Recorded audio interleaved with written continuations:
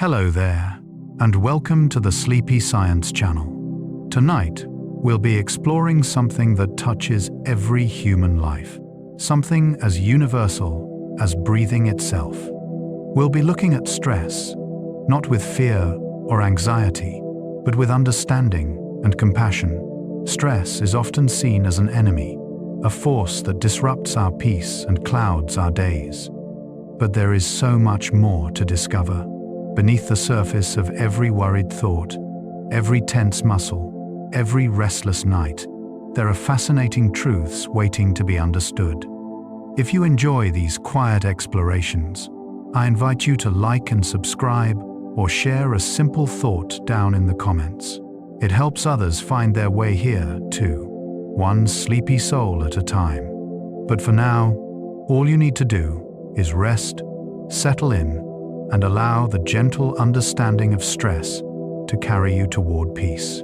Let's begin. Understanding what stress really is. Stress is simply your body's way of responding to challenges. When we hear the word stress, we often think of something negative, something to be avoided at all costs. But stress, in its purest form, is neither good nor bad.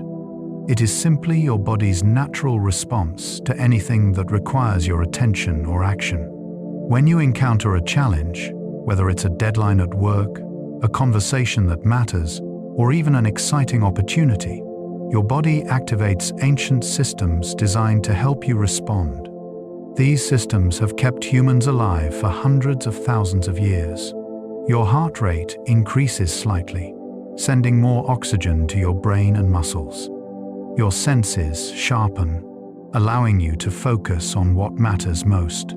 Hormones flow through your bloodstream, preparing you for action.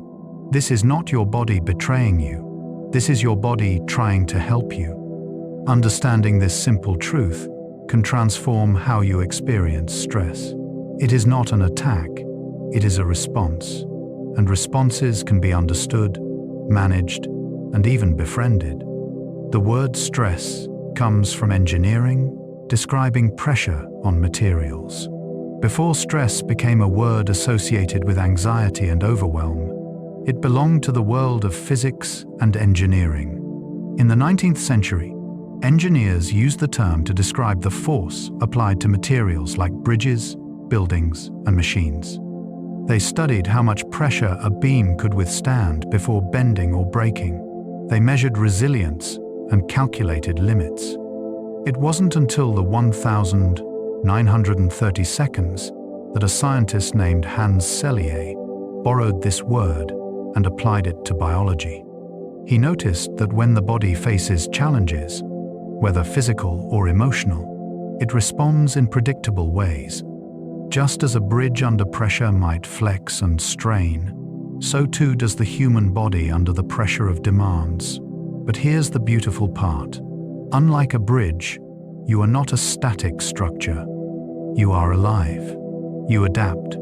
You heal. You grow stronger through experience. The fact that we use an engineering term to describe a biological experience reminds us that stress has limits. Yes, but it also has purpose. Pressure reveals what we're made of. And just like the strongest materials, humans can withstand remarkable forces when properly supported. Your stress response evolved to protect you from danger. Millions of years ago, your ancestors lived in a world filled with immediate physical threats. A rustling in the grass might be the wind, or it might be a predator. The humans who survived were the ones whose bodies could respond instantly to danger. Their hearts would pound, pumping blood to their legs for running. Their pupils would dilate, taking in more visual information. Their breathing would quicken, delivering oxygen for sudden action. This cascade of responses, known as the fight or flight response, kept your ancestors alive long enough to pass their genes down through countless generations until they reached you. Today, you carry this same system within you. The challenges have changed.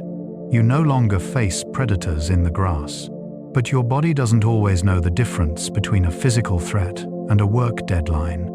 the same ancient system activates, trying to protect you from what it perceives as danger. Understanding this helps us hold our stress response with compassion. Your racing heart before a presentation is not a malfunction. It's an ancient protection system, doing exactly what it was designed to do. You are not broken. You are human, carrying within you the wisdom of survival that stretches back to the very beginning of our species. The fight or flight response happens in milliseconds without conscious thought. When your brain perceives a threat, it doesn't wait for your permission to respond. Deep in the center of your brain, a small almond-shaped structure called the amygdala acts as an alarm system. It scans your environment constantly, looking for anything that might require immediate action. When it detects a potential threat, it sounds the alarm instantly, within milliseconds. Before you've even consciously registered what's happening, your body begins to change. The hypothalamus sends signals to your adrenal glands. Adrenaline floods your bloodstream. Your heart rate jumps. Your blood pressure rises. Your liver releases stored glucose, providing instant energy. All of this happens faster than thought itself. This speed was essential for survival. A human who had to think through every response would not have lasted long in a dangerous world. Your ancestors needed to act first and analyze later. That same gift of speed lives in you today. Sometimes it feels overwhelming, this sudden surge of physical sensation. But it's simply your body trying to keep you safe, responding with the lightning-fast reflexes that have protected humans for millennia. The physical experience of stress. Stress causes your heart to beat faster, delivering oxygen where it's needed. When stress arrives, one of the first sensations you might notice is your heartbeat. It quickens, sometimes dramatically, pounding in your chest or throbbing in your temples. This is not random. This is purposeful. Your heart is a pump, and when your body believes you need to act, it increases blood flow throughout your system. More blood means more oxygen. More oxygen means more energy for your muscles and your brain. Your heart is working harder, yes, but it's working for you. It's trying to give you what you need to meet the challenge ahead. Even if the challenge is not physical, even if it's a difficult conversation or a decision to make, your heart responds, as it always has, by preparing you for action.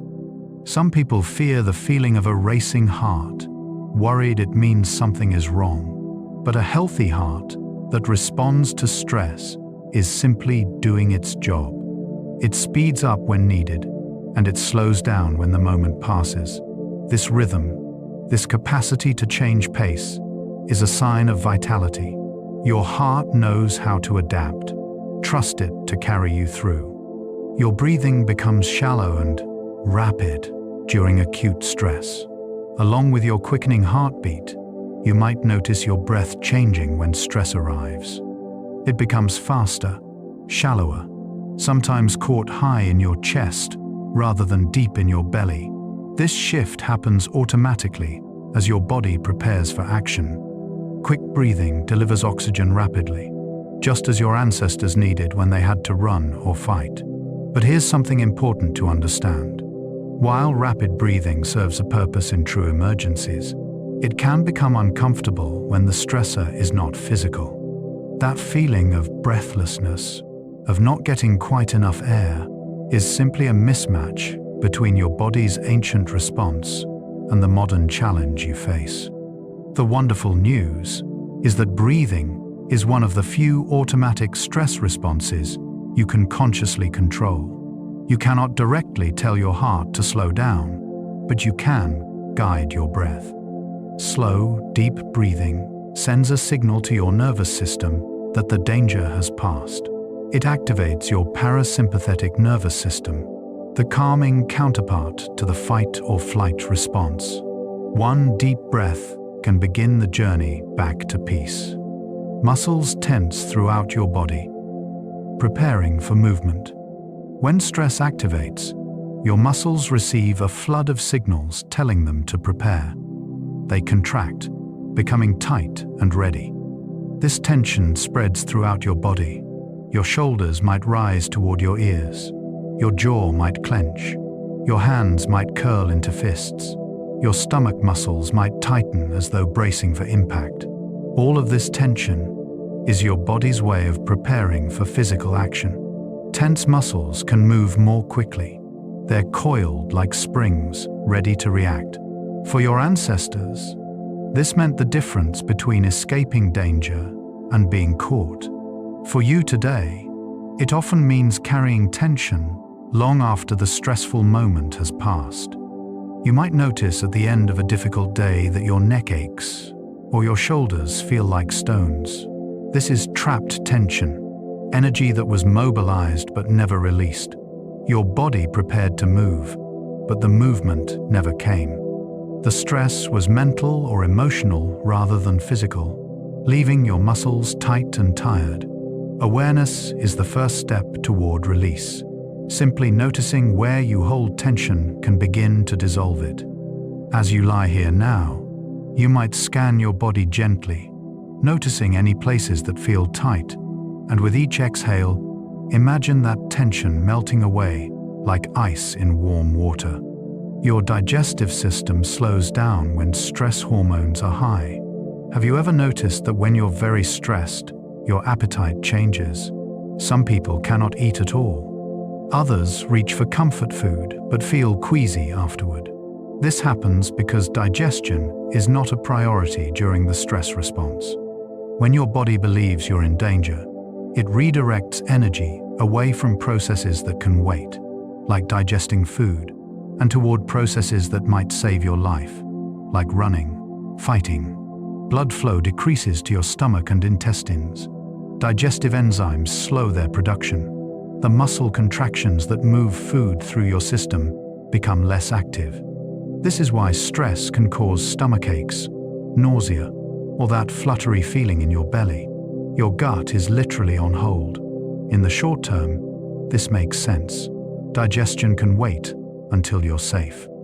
But when stress becomes chronic, when your body stays in this heightened state for days or weeks, your digestive system never gets the chance to work properly. This is why ongoing stress can lead to digestive troubles. Your body needs periods of calm to properly process the food you eat. This is one of the many reasons why rest is not a luxury. It's a necessity. When you allow yourself to truly relax, you're giving your entire system, including your digestion, permission to function as it should. Stress hormones like cortisol and adrenaline flood your bloodstream. Behind every physical sensation of stress are chemical messengers called hormones. The most famous are cortisol and adrenaline. When your amygdala sounds its alarm, your adrenal glands release these powerful substances into your blood. Adrenaline acts first, arriving within seconds. It's responsible for that immediate surge of energy, that feeling of being suddenly awake and alert. Cortisol follows, working over minutes and hours rather than seconds. It helps sustain the stress response, keeping your blood sugar elevated and your immune system temporarily suppressed, so all your energy can focus on the perceived threat. Together, these hormones orchestrate the complex changes that prepare you for action. In appropriate amounts and for short periods, these hormones are helpful. They sharpen your focus. They boost your performance. They help you rise to meet challenges. But like any powerful substance, they're meant to be used briefly and then cleared away. When stress is chronic, cortisol levels remain elevated, and over time, this can wear on your body and mind. Think of stress hormones like the accelerator in a car. Pressing it helps you go when you need to move. But if you kept your foot on the accelerator constantly, never allowing the car to idle or rest, eventually something would break down. Your body is wise enough to balance acceleration with rest, but only if you give it the opportunity. Your pupils dilate to take in more visual information. One of the subtler changes during stress is in your eyes. Your pupils, Those dark circles at the center of each eye expand when stress hormones arrive. This dilation allows more light to enter, making your vision sharper and more sensitive. It's another way your body tries to help you perceive danger more clearly. You might notice in moments of stress or excitement that the world seems a bit brighter, more vivid. Colors might appear more intense. Small movements in your peripheral vision catch your attention more easily. This is your ancient visual system enhancing itself, trying to ensure you don't miss any important information. While you probably don't need enhanced vision to navigate most modern stressors, this response still activates. Your eyes still dilate during a tense meeting or before a challenging event. It's a reminder that your entire body participates in the stress response. From the top of your head to the tips of your toes, every system adjusting and adapting to help you through. Sweating increases to cool your body during stress. When stress arrives, you might notice your palms becoming damp or sweat forming on your forehead. This is your body's cooling system activating. The physical arousal of stress generates heat, and your body anticipates that you'll need to stay cool during action. Sweating before a stressful event is so common, it has its own colloquial names: nervous sweats, cold sweats, that clammy feeling in your hands before you speak in public or walk into an important meeting. This response is completely normal, a sign that your body is preparing for something significant. In ancient times, this cooling system would activate before a hunt or during a conflict. Today, it activates before presentations, first dates, or difficult conversations. The context has changed, but the response remains the same. Your body doesn't sweat because something is wrong. It sweats because something important is happening, and it wants to support you through it.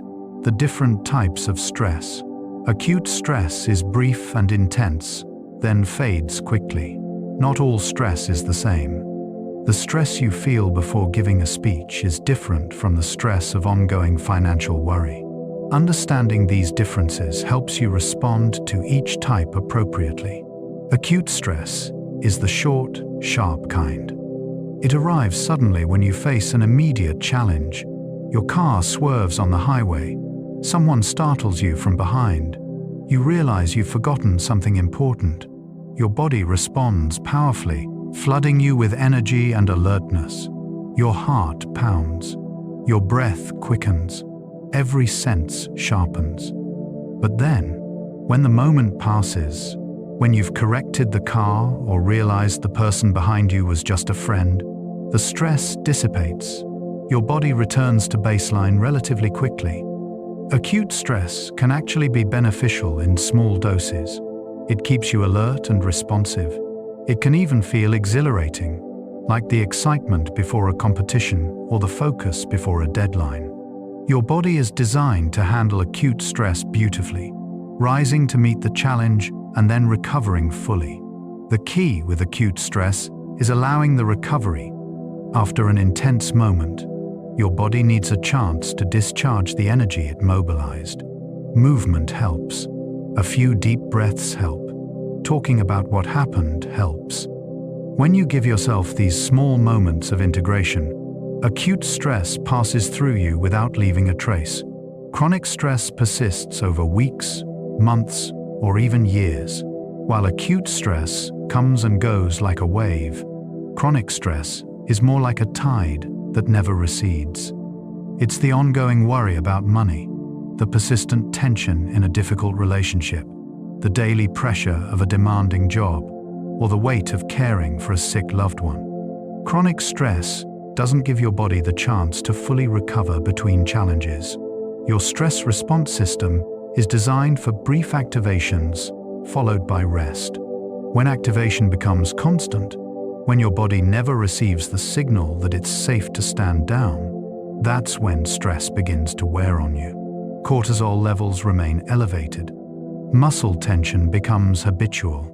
Sleep becomes difficult. Your immune system weakens. Digestion struggles. mood shifts toward anxiety or low spirits. Chronic stress is harder on the body than acute stress, precisely because there's no clear endpoint, no moment of resolution. Your body stays vigilant, always preparing for the next challenge, never fully resting. Over time, this vigilance becomes exhausting. But here's the important truth. Even chronic stress can be managed. You may not be able to remove the stressor immediately, but you can change how you respond to it. You can create pockets of rest within the ongoing challenge.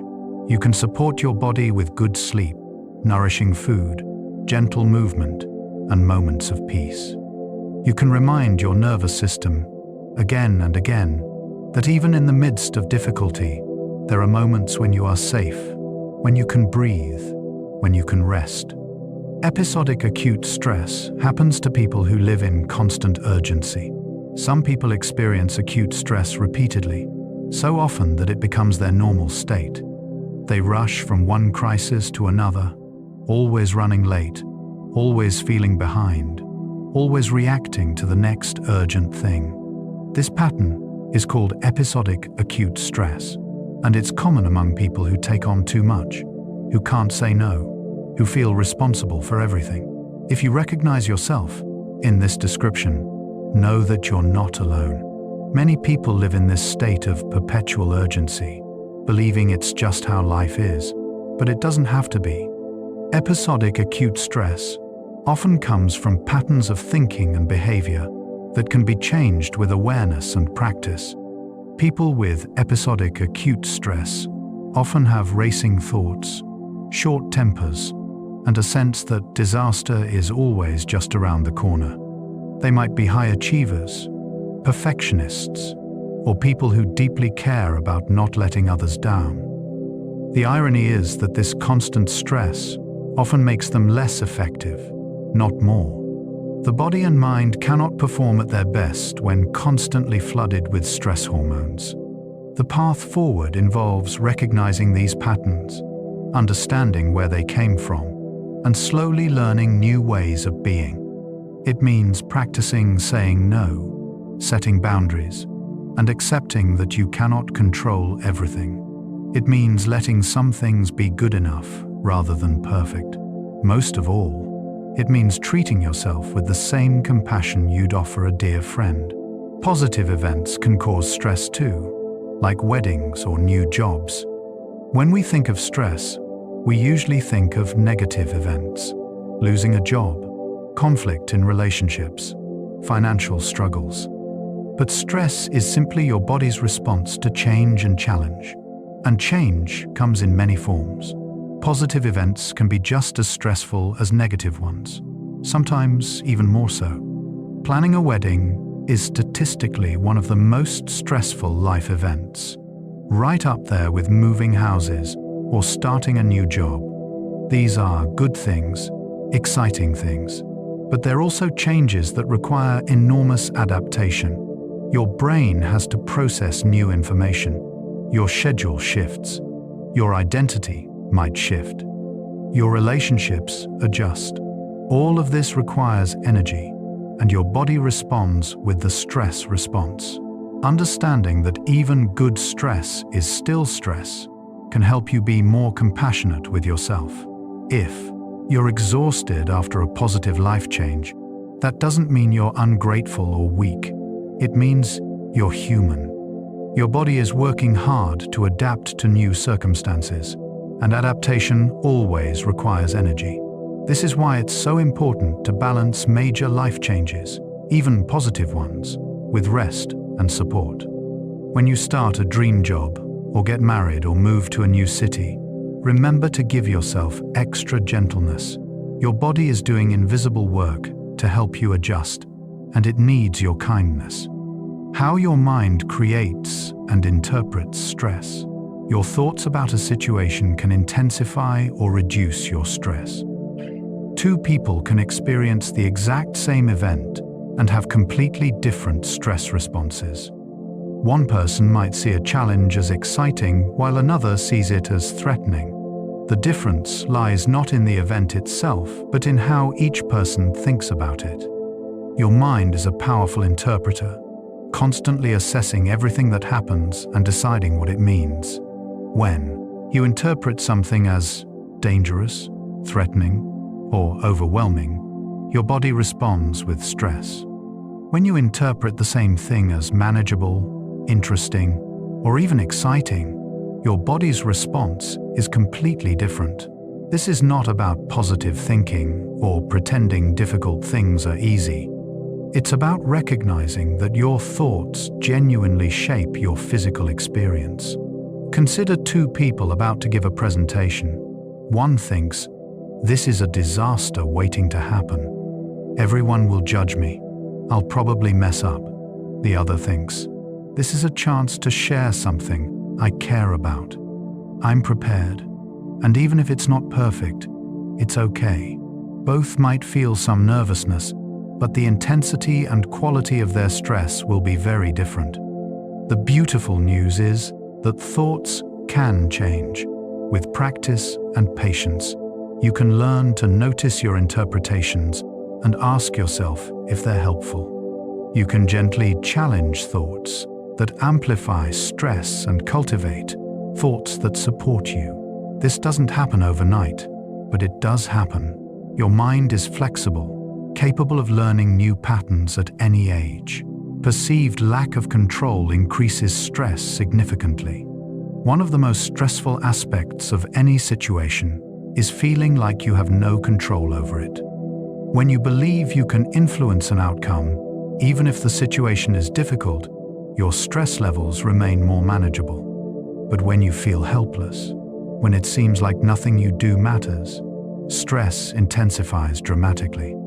This is why jobs where you have little autonomy can be more stressful than jobs with more responsibility, but more control. It's why being stuck in traffic feels more stressful than walking the same distance.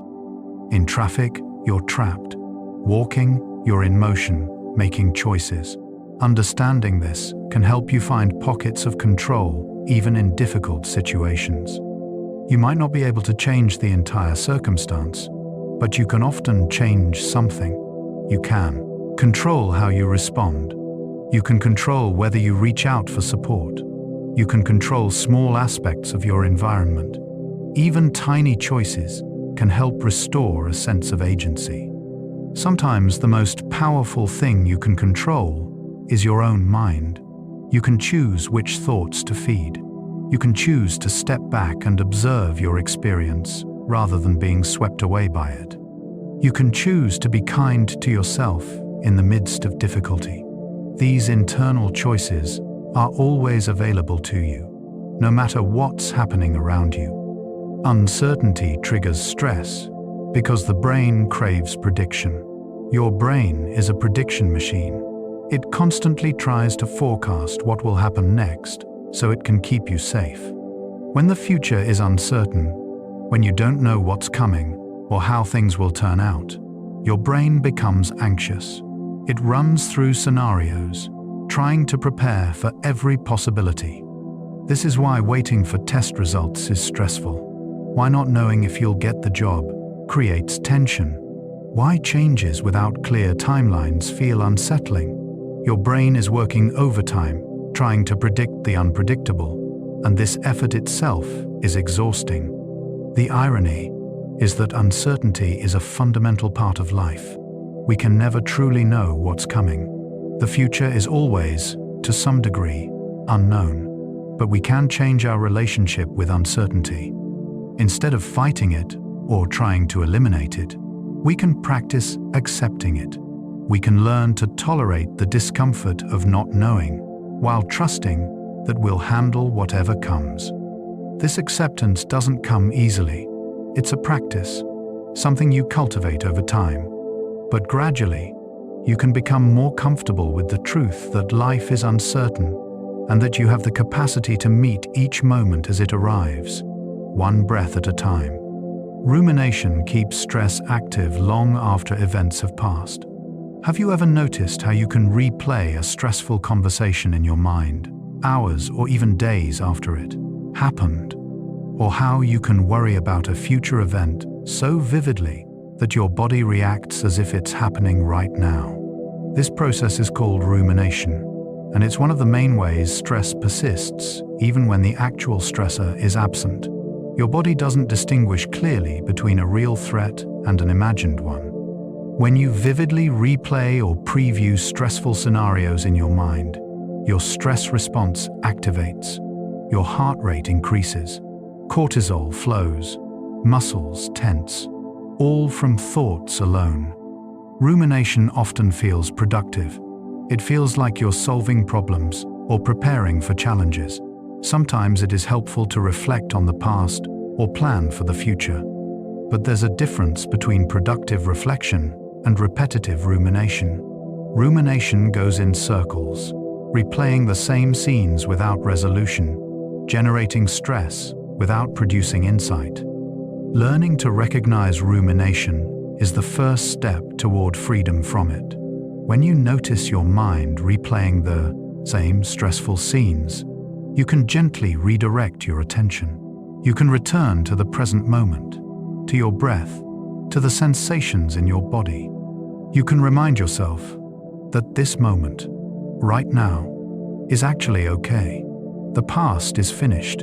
The future hasn't arrived. Right now, in this moment, you can rest. Catastrophic thinking amplifies stress beyond realistic proportions. When stress arrives, the mind sometimes leaps to worst-case scenarios.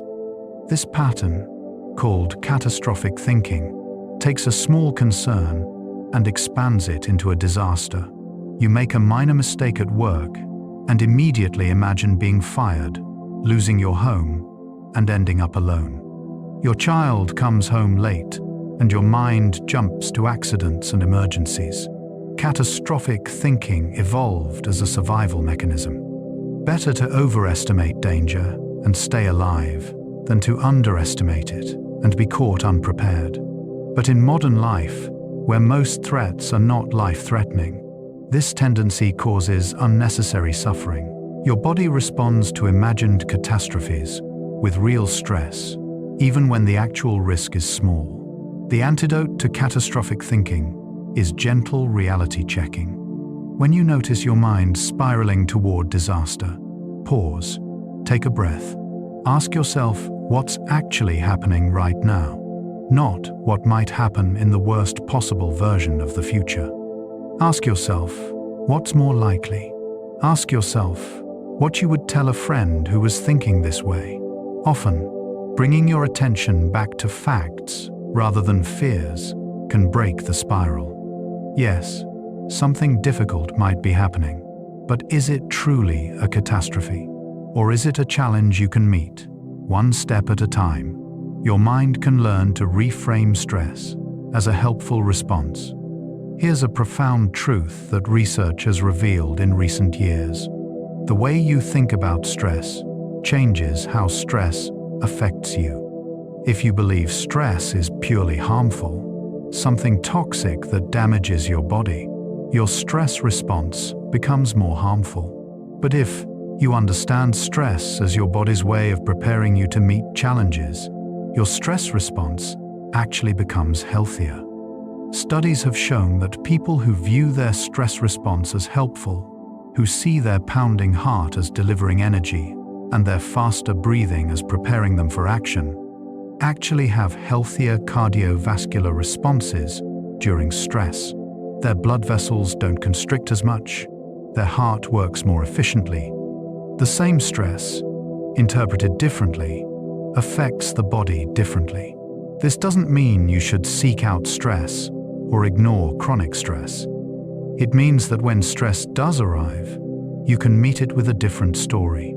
Instead of, "Oh no, I'm stressed and stress is terrible for me," you can think, "My body is preparing me for this challenge. It's giving me energy and focus. I can handle this." This simple shift in perspective can transform your experience.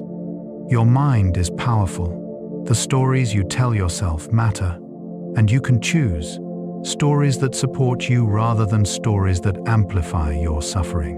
The long-term effects of chronic stress.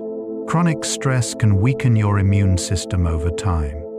Your immune system is your body's defense network, constantly patrolling for threats like bacteria, viruses, and abnormal cells.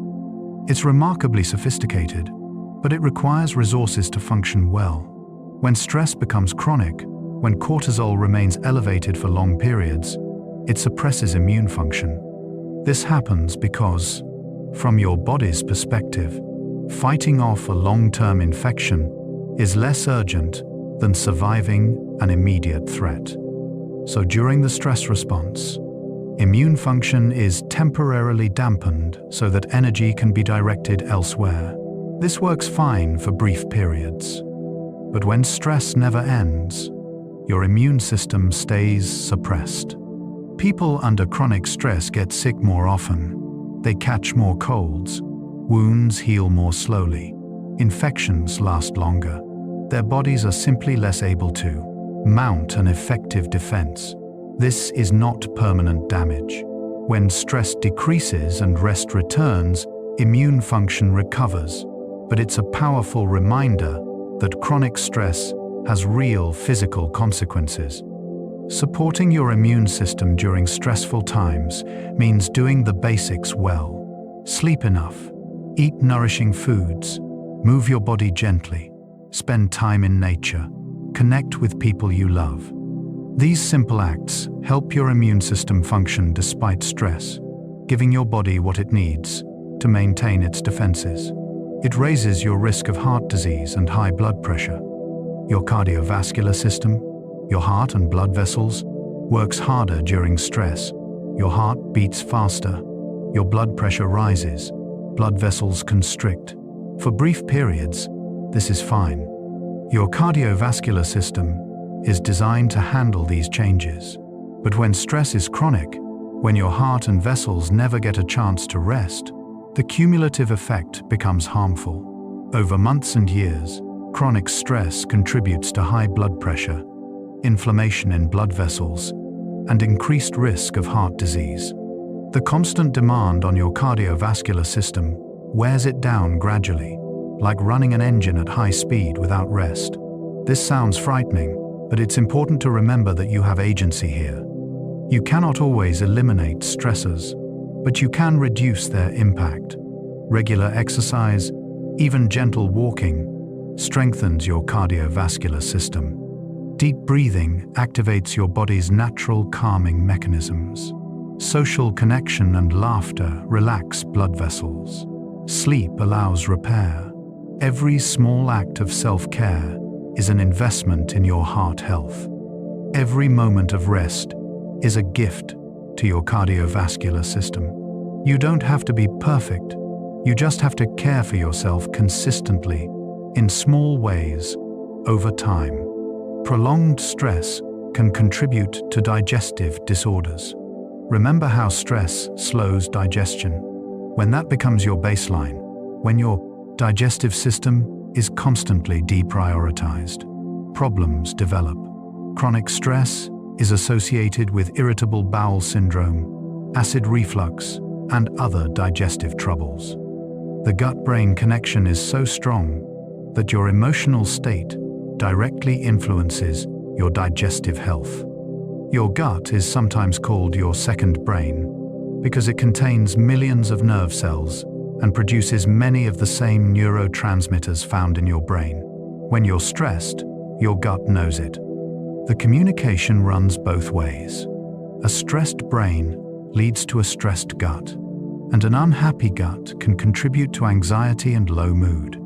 Caring for your digestive health during stressful times means eating slowly and mindfully when possible. It means choosing foods that are easy to digest. It means staying hydrated. And most importantly, it means finding ways to activate your rest and digest mode, the parasympathetic nervous system that allows your gut to do its work properly. Even a few minutes of deep breathing before meals can help. Even a short walk after eating can support digestion. These small practices acknowledge the connection between your stress and your gut, giving both the support they need. Sleep becomes difficult when your mind won't quiet. One of the cruelest effects of chronic stress is its impact on sleep. When you're stressed, your mind races, thoughts loop, worries multiply as soon as your head hits the pillow. Your body stays alert, vigilant, unable to let go into rest. And poor sleep makes stress worse, creating a vicious cycle. Sleep is when your body repairs itself. It's when memories consolidate, emotions process, and stress hormones clear from your system. Without adequate sleep, you have less resilience to handle the next day's challenges. Everything feels harder. Your patience thins. Your focus wavers. Small stressors feel overwhelming. Breaking this cycle requires intentional practices around sleep. Creating a calming bedtime routine signals to your body that it's time to shift gears. Limiting screens before bed reduces stimulation. Keeping your bedroom cool, dark, and quiet supports deep sleep. And practicing relaxation techniques, like the one we're doing right now, helps quiet the mind. If sleep has been difficult for you, be patient with yourself. Chronic insomnia doesn't resolve overnight, but with consistent, gentle attention to your sleep habits and your stress levels, it does improve. Each night is a new opportunity. Each moment of rest, even if it's not perfect sleep, gives your body something it needs. Memory and concentration suffer under chronic stress. Have you noticed that when you're very stressed, it's harder to remember things? You walk into a room and forget why you came. Names slip away. You read a page and realize you absorbed nothing. This is not early dementia or cognitive decline. This is stress, affecting your brain's ability to form and retrieve memories. The hippocampus, a brain region crucial for memory, is particularly vulnerable to chronic stress. High cortisol levels can actually shrink the hippocampus temporarily, making it harder to create new memories and access existing ones. Meanwhile, the prefrontal cortex, responsible for focus and decision-making, becomes less active during stress. Your executive functions, the high-level thinking skills that make you effective, all suffer. This can be scary, but it's also reversible. When stress decreases, the hippocampus can recover. Memory improves. Concentration returns. The brain is remarkably resilient, capable of healing and regrowing throughout life. What feels like permanent damage is often temporary impairment. If you're struggling with memory or focus, stress might be the culprit. And the solution is not to stress about your stress. It's to gently, consistently reduce stress where possible and support your brain with good sleep, nourishing food, physical activity, and mental rest. Your brain wants to work well. Give it the conditions it needs, and it will recover. Chronic stress can lead to anxiety and depression. When your body stays in a state of high alert for too long, when stress becomes the background noise of your life, your mental health suffers. Anxiety and depression are not signs of weakness or character flaws. They are, in part, the result of a nervous system that has been overworked and undersupported for too long. Anxiety often emerges from chronic activation of the stress response. Your body and mind become stuck in a state of anticipating danger. Everything feels threatening. You feel constantly on edge, unable to relax, waiting for the next bad thing to happen. This is exhausting, and over time, it can shift into depression. Depression can follow chronic stress like a collapse after prolonged effort. When you've been running on stress hormones for months or years, eventually your system becomes depleted. The chemicals that support mood and motivation become imbalanced. Energy drains away. Nothing feels enjoyable anymore. This is your body and mind's way of forcing rest after you've ignored their requests for it. If you recognize yourself here, please know that help is available. Therapy, medication, lifestyle changes, and social support can all make a profound difference. Anxiety and depression are treatable. You don't have to suffer alone. Reaching out for help is not weakness. It's wisdom. It's recognizing that you're human and that humans need support sometimes. Your muscles become chronically tense, leading to pain. When stress is always present, muscle tension becomes habitual. Your shoulders stay raised. Your jaw stays clenched. Your lower back braces constantly. This chronic tension leads to pain. Tension headaches, neck and shoulder pain, back pain.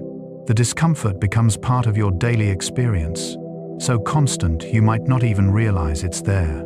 Chronic muscle tension is not just uncomfortable, it perpetuates the stress response. Your brain receives signals from tense muscles and interprets them as signs of danger, which keeps the stress response active, which keeps the muscles tense. It's another cycle that feeds itself. Breaking this cycle requires bringing awareness to your body, noticing where you hold tension, and then consciously releasing it, over and over, until release becomes more natural. Gentle stretching, massage, warm baths, and progressive muscle relaxation all help. So does simply pausing throughout your day to check in with your body and soften any tension you find. Right now, as you lie here, you can practice this. Notice your shoulders. Are they tense? Let them drop away from your ears. Notice your jaw. Is it clenched? Let it fall slightly open. Notice your hands. Are they gripping? Let them unfold. Each small release is a message to your nervous system that you are safe, that you can let go. Stress and your relationships. Stress can make you more irritable with the people you love. When you're stressed, your patience wears thin. Small annoyances that you'd normally brush off become intolerable. The people closest to you, the ones you love most, often bear the brunt of this irritability. You snap at your partner over something trivial. You lose patience with your children. You withdraw from friends who reach out. This happens not because you love these people less, but because stress depletes your emotional resources. You're running on empty, and there's simply less of you available for kindness, patience, and connection. Your nervous system is already maxed out managing stress, so it has little capacity left for managing emotions in relationships. Understanding this pattern can help you respond with more compassion. When you notice yourself being short-tempered or withdrawn, you can recognize it as a sign of stress rather than a reflection of your relationships. You can communicate this to the people you love. I'm sorry I snapped. I'm feeling really stressed, and I'm not handling it well. It's not about you. This honesty creates space for understanding rather than hurt feelings, and it reminds you that you need support, not more demands on yourself. You need gentleness from yourself and others, not judgment. It can create distance as you withdraw into yourself. Stress often makes people want to retreat. When everything feels like too much, social interaction can feel like one more demand you cannot meet. So you cancel plans. You stop returning calls. You isolate yourself, pulling away from the very connections that might help you feel better. This withdrawal is understandable. Sometimes you genuinely need solitude to rest and recover. But chronic isolation can make stress worse. Humans are social creatures. We're wired for connection. When we cut ourselves off from others, we lose access to one of our most powerful stress relief mechanisms, the support and comfort of people who care about us. The challenge is finding balance, honoring your need for rest, while not completely disconnecting from your support system. This might mean being honest with friends about your capacity. I can't do dinner, but could we talk on the phone for 20 minutes? Or, I need to be home, but could you come sit with me quietly? You don't have to be socially perfect when you're stressed. You just have to maintain some threads of connection. some reminders that you're not alone, even if you need space. Chronic stress affects your ability to communicate clearly. When your mind is foggy with stress, when your emotions are running high, clear communication becomes difficult. You might struggle to find words. You might say things you don't mean. You might misunderstand what others are saying because you're not fully present. Stress narrows your focus. It makes you more reactive and less reflective. In conversations, this means you might interrupt, become defensive, or jump to conclusions. You might hear criticism where none was intended. You might project your stress onto others, interpreting their actions through the lens of your own overwhelmed state. This creates misunderstandings and conflict, which generates more stress. The person you're talking to doesn't understand why you're being so reactive. You don't understand why they're being so difficult. In reality, stress is distorting both sides of the conversation. Recognizing this can help you pause before important conversations. When you're very stressed, it might be wise to say, "I need to talk about this, but I'm too stressed right now to do it well. Can we talk tomorrow?" This isn't avoidance. It's wisdom. It's recognizing that you'll communicate better when your stress level is lower. Support from others can significantly reduce your stress burden. One of the most powerful buffers against stress is social support. When you have people who listen, who care, who offer practical help or emotional comfort, stress becomes more bearable. You're not carrying the weight alone. The burden is shared. Research consistently shows that people with strong social connections handle stress better and recover faster.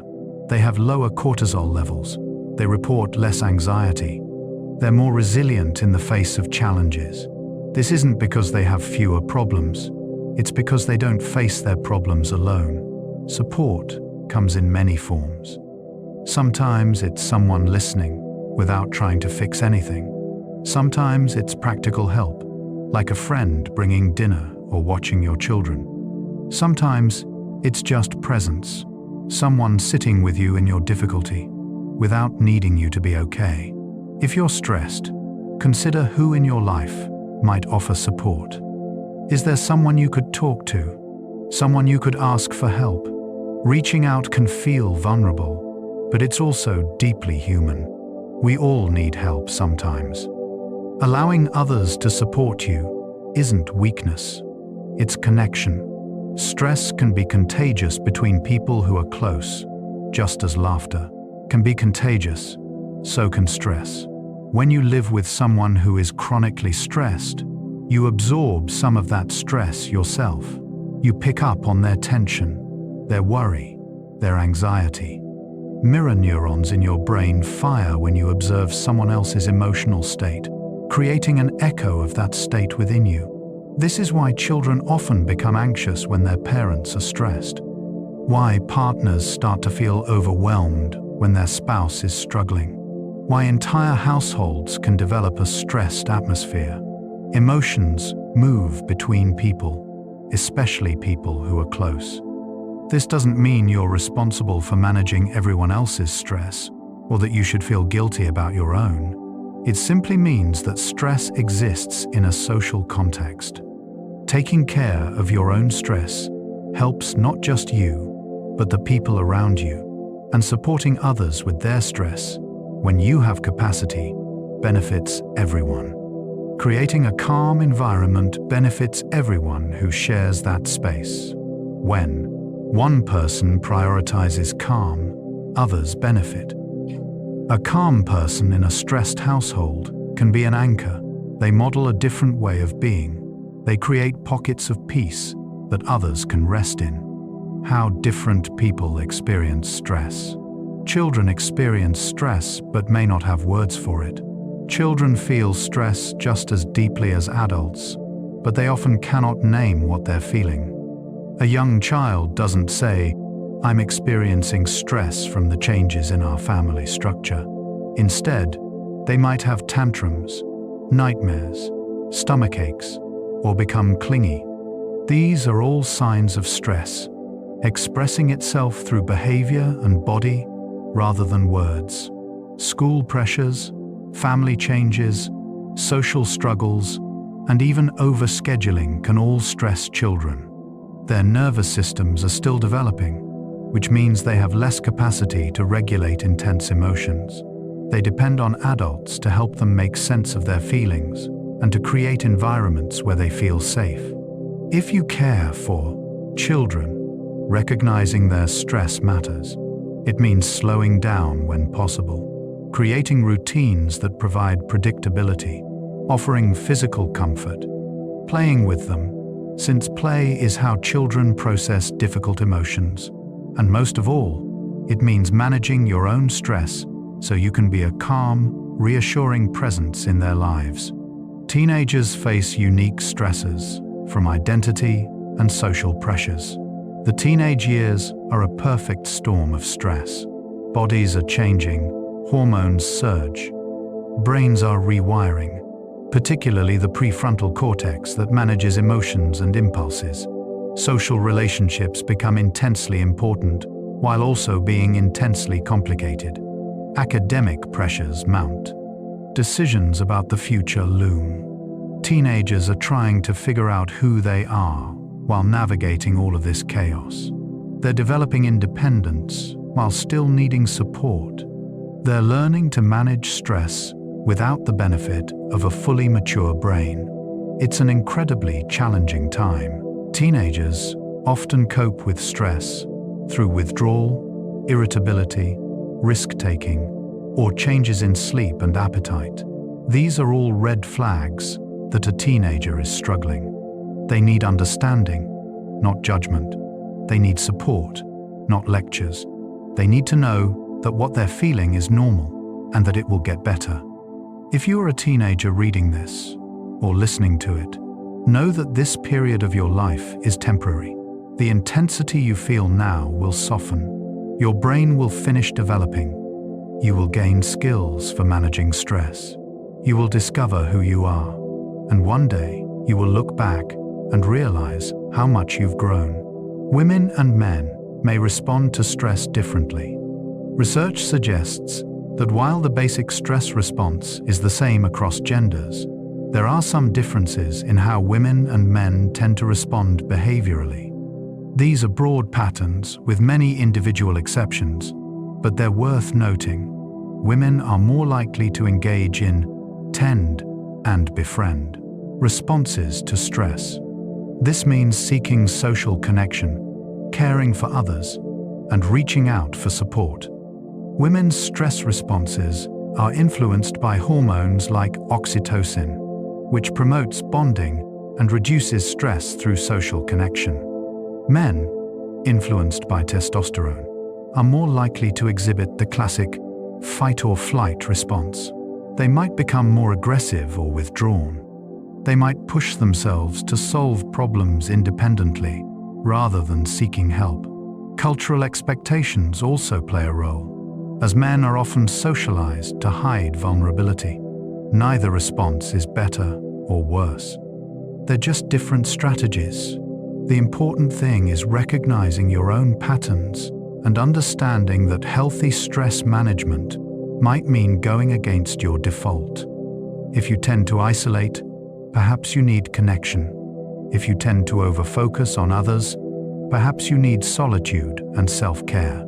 Older adults may have more wisdom, but also face age-related stressors. As people age, they often develop greater emotional regulation skills. They've lived through difficulties before and know they can survive them. They have perspective that younger people lack. In many ways, older adults handle stress better than younger people. But aging also brings unique stresses. Health challenges become more common, loved ones become ill or pass away, retirement changes identity and daily structure, independence may decrease, cognitive changes can be frightening, financial concerns may arise. The world changes in ways that feel unfamiliar or unwelcoming. Older adults need support just as much as younger people, but they may be less likely to ask for it. They might feel they should be able to handle things themselves, or that their struggles are just part of aging and not worth addressing. But stress at any age deserves attention. Quality of life matters at every stage. If you are older and feeling stressed, please know that asking for help is not weakness. If you love someone older, check in on them, offer support, listen to their concerns, help them stay connected to community. Age brings wisdom, yes, but it doesn't make anyone immune to stress. People with anxiety disorders experience stress more intensely. For most people, stress comes and goes based on circumstances. But for people with anxiety disorders, the stress response is overactive. Their alarm system is too sensitive, triggering frequently and intensely, even in response to minor stressors or no obvious stressor at all. Generalized anxiety disorder, panic disorder, social anxiety, and other anxiety conditions all involve a nervous system stuck in overdrive. The person experiences chronic stress symptoms, racing heart, shortness of breath, muscle tension, racing thoughts, even when they're objectively safe. This is not a choice or a character flaw. It's a medical condition, often with genetic and neurobiological components. People with anxiety disorders cannot simply calm down or stop worrying. Their brains are wired in ways that make stress more likely and more intense. If you have an anxiety disorder, treatment can help tremendously. Therapy, particularly cognitive behavioral therapy, teaches skills for managing anxious thoughts and physical symptoms. Medication can rebalance brain chemistry. Lifestyle changes like regular exercise, good sleep, and stress reduction techniques all support recovery. You are not weak for having anxiety. You are dealing with a challenging condition, and you deserve compassion and support, especially from yourself. Trauma survivors may have heightened stress responses. People who have experienced trauma, whether in childhood or adulthood, often have altered stress responses. Their nervous systems learn to be hypervigilant because they lived through times when danger was real and constant. Even after the danger has passed, the alarm system remains set to high sensitivity. Trauma survivors may experience intense stress in response to triggers, things that remind them of the original trauma, even if they're not consciously aware of the connection. They might have flashbacks, panic attacks, or periods of emotional numbness. Their stress response is not proportional to current circumstances because it's responding to the past as well as the present. This is not weakness or dysfunction. It's a normal response to abnormal circumstances. The nervous system adapted to keep them alive, and those adaptations persist even when they're no longer needed. Healing from trauma is possible, but it takes time, support, and often professional help. If you are a trauma survivor, please be gentle with yourself. Your stress response is doing what it learned to do to protect you. With time and support, you can help your nervous system learn that you are safe now, that the danger has passed. This is difficult work, but you are worth it. Cultural background shapes how stress is expressed and managed. Different cultures have different relationships with stress. Some cultures emphasize community and collective coping. Others emphasize individual resilience. Some see emotional expression as healthy. Others value emotional restraint. Some have strong support systems built into daily life. Others have more isolated family structures. Your cultural background shapes how you think about stress, how you express it, and what coping strategies seem normal or available to you. There is no one right way to deal with stress. Different approaches work for different people in different contexts. What matters is finding what works for you, drawing on both your cultural strengths and exploring new strategies that might help. This might mean honoring traditional coping methods from your background, It might mean adapting them to fit your current life. It might mean combining different approaches. Understanding that culture shapes stress also helps us be more compassionate with others. Someone from a different background might handle stress differently than you, and that's okay. We can learn from each other's approaches, expanding our own toolkit for managing life's challenges. The body's natural stress relief mechanisms. Your body has a built-in calming system called the parasympathetic nervous system. Your nervous system has two branches. The sympathetic nervous system activates the stress response, but there's also the parasympathetic nervous system, which does the opposite. It calms you down. It activates rest, digestion, and healing. It's sometimes called the rest and digest system. The parasympathetic nervous system slows your heart rate. It deepens your breathing. It relaxes your muscles. It promotes digestion. It supports immune function. It helps you feel safe and calm.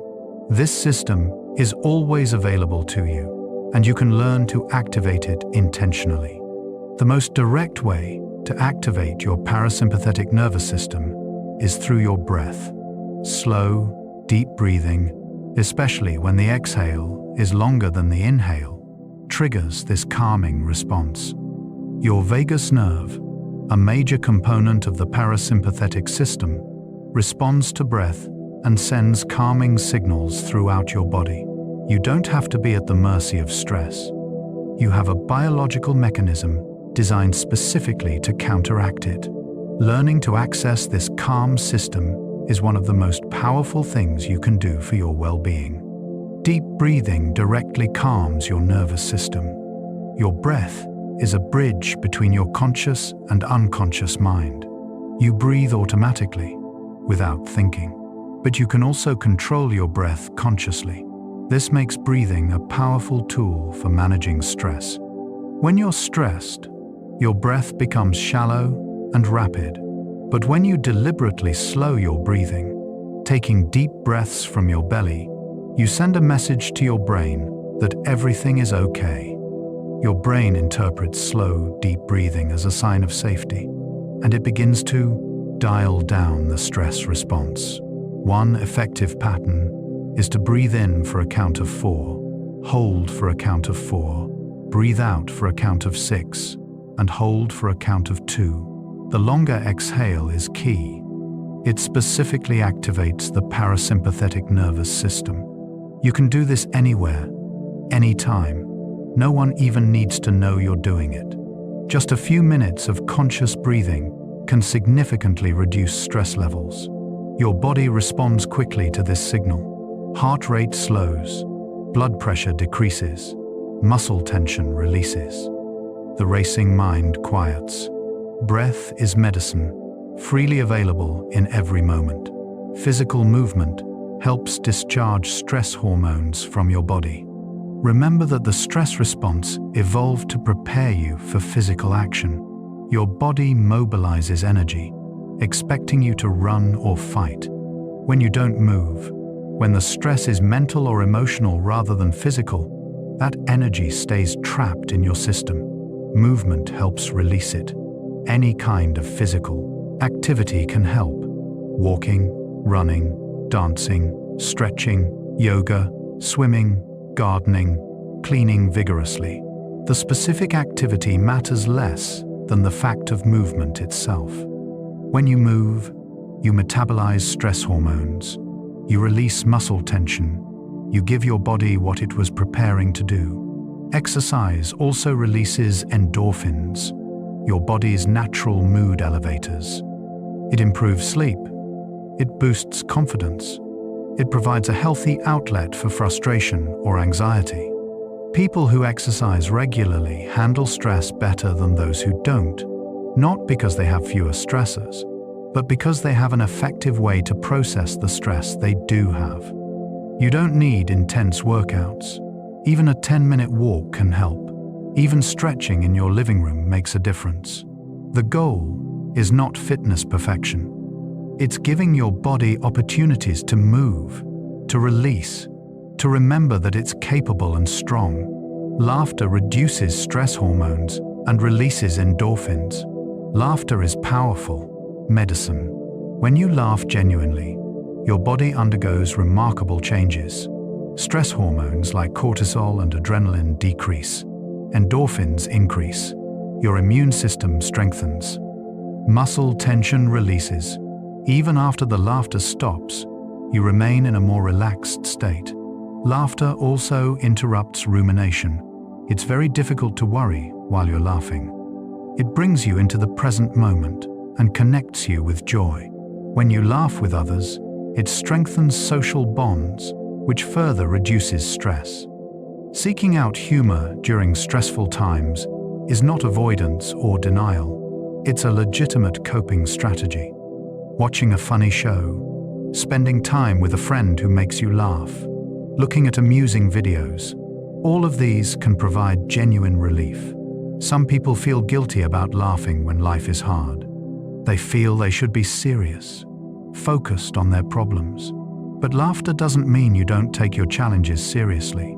It means you're giving yourself moments of respite, small breaks that help you return to your challenges with more energy and perspective. Crying can be a healthy release of built-up tension. Just as laughter releases stress, so does crying. Tears are not weakness, they are release. When you cry, you discharge emotional tension. You allow feelings that have been building inside to flow out and dissipate. Research shows that emotional tears contain stress hormones. When you cry, you are literally releasing stress from your body. Afterward, many people feel lighter, calmer, even exhausted but peaceful. This is your parasympathetic nervous system taking over after the release, allowing you to rest. Unfortunately, many people have learned to suppress tears, believing crying is shameful or self-indulgent. But suppressing tears means keeping stress trapped inside. It means never fully releasing what you're holding. Over time, this suppression creates more problems than it solves. If you need to cry, let yourself cry. Find a private space if that feels safer. Allow the tears to come without judging them. Notice how your body softens afterward, how the tight knot in your chest loosens, how your breathing deepens. Crying is your body's way of caring for you, helping you process and release what's too heavy to hold. Sleep allows your brain to process and clear stress chemicals. Sleep is not passive. While you rest, your brain is actively working. It consolidates memories, processes emotions, and clears metabolic waste, including stress hormones, from brain tissue. The glymphatic system, a waste clearance system in the brain, is most active during sleep. When you sleep well, you wake with a clearer mind and more emotional resilience. Stressful events from the day before feel less overwhelming. Problems that seemed impossible at midnight appear solvable in the morning light. This is not just perspective, it's biology. Your brain literally processes stress during sleep, integrating difficult experiences and resetting for the next day. Chronic sleep deprivation makes everything worse. Without adequate sleep, stress chemicals build up. Your ability to regulate emotions deteriorates. Small stresses feel catastrophic. Your judgment suffers. You make poor decisions that create more stress. It's a vicious cycle. Prioritizing sleep is not laziness or self-indulgence. It's essential maintenance for your body and mind. When life is stressful, sleep becomes even more important, not less. Protecting your sleep time, even when it means saying no to other things, is an act of self-care that ripples out to benefit every area of your life. Spending time in nature measurably reduces cortisol levels. There is something deeply restorative about nature. Studies show that spending time outdoors, especially in green spaces, reduces cortisol, lowers blood pressure, improves mood, and increases feelings of well-being. Even short exposures help. Even views of nature through a window provide benefits. Nature engages your senses in a gentle way. The rustle of leaves, the scent of pine or flowers, the feel of breeze on your skin, the sight of moving water or swaying branches. These natural stimuli capture attention without demanding it, allowing your mind to rest from the intense focus modern life requires. In Japan, there's a practice called forest bathing, which involves simply being present in a forest, walking slowly, and taking in the atmosphere. Research on forest bathing shows it reduces stress hormones, improves immune function, and enhances mood. You don't have to do anything special. Simply being in nature is enough. If you live in a city or cannot easily access nature, bring nature to you. Houseplants help. Images of natural scenes help. Even listening to nature sounds can reduce stress. But when you can, step outside. Feel the earth beneath your feet. Look at the sky. Touch a tree. Let nature remind you that you are part of something larger, something that has been here long before your stress arrived, and will be here long after it passes. Your body naturally wants to return to balance after stress. One of the most comforting truths about stress is that your body does not want to stay stressed. It wants to return to balance. This drive toward equilibrium, called homeostasis, is built into every living system.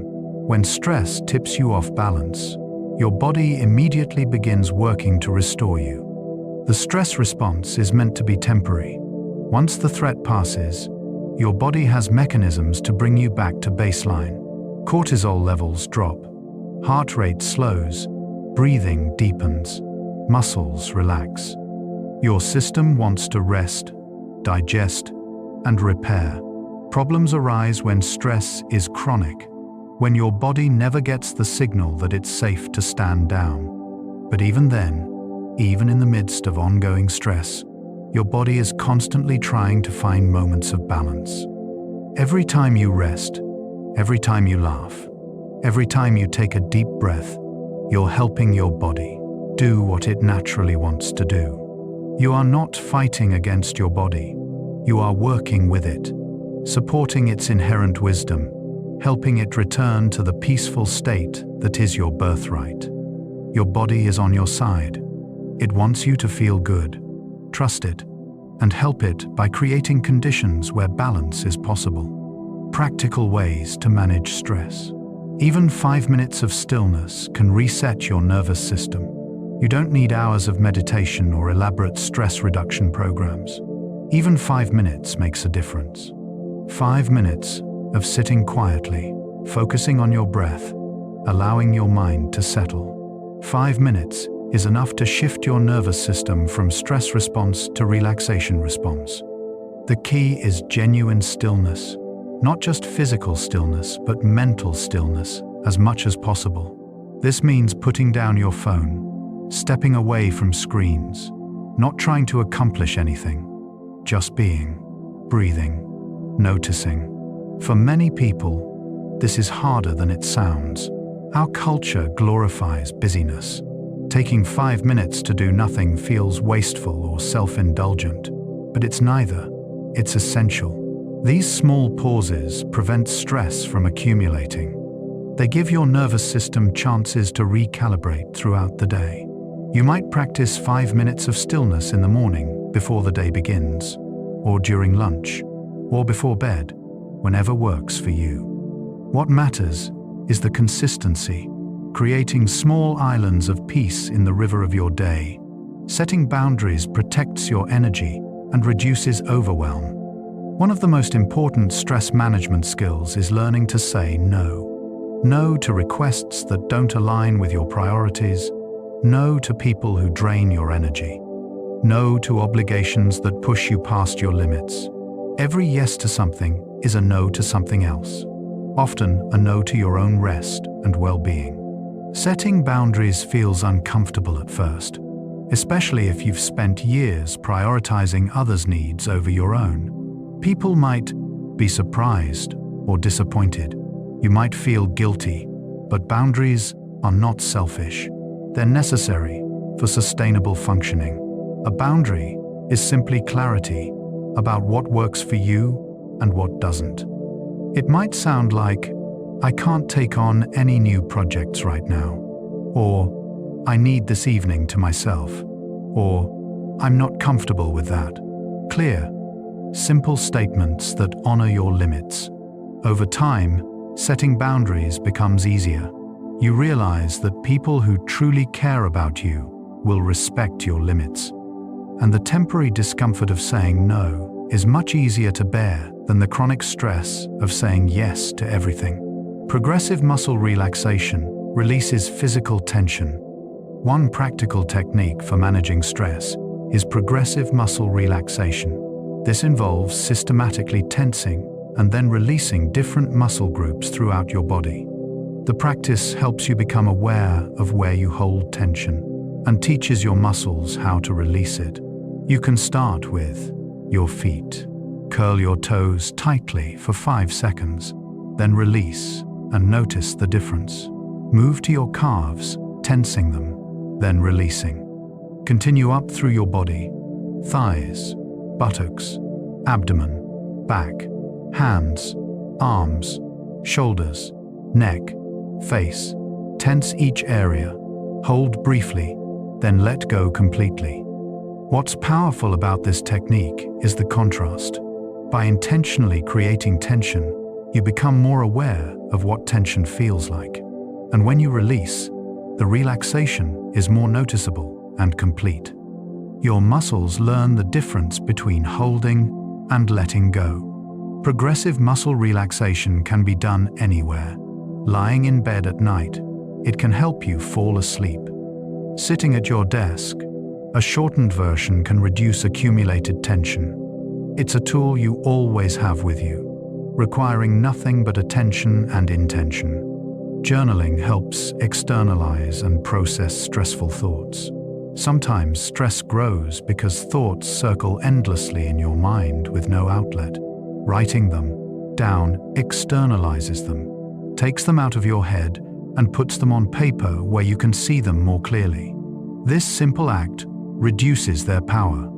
Journaling for stress relief doesn't need to be eloquent or organized. Stream of consciousness writing works beautifully.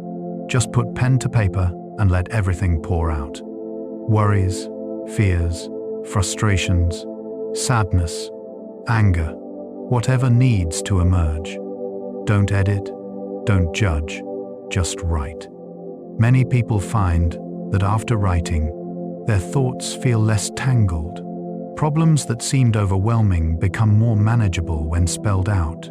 Sometimes solutions emerge.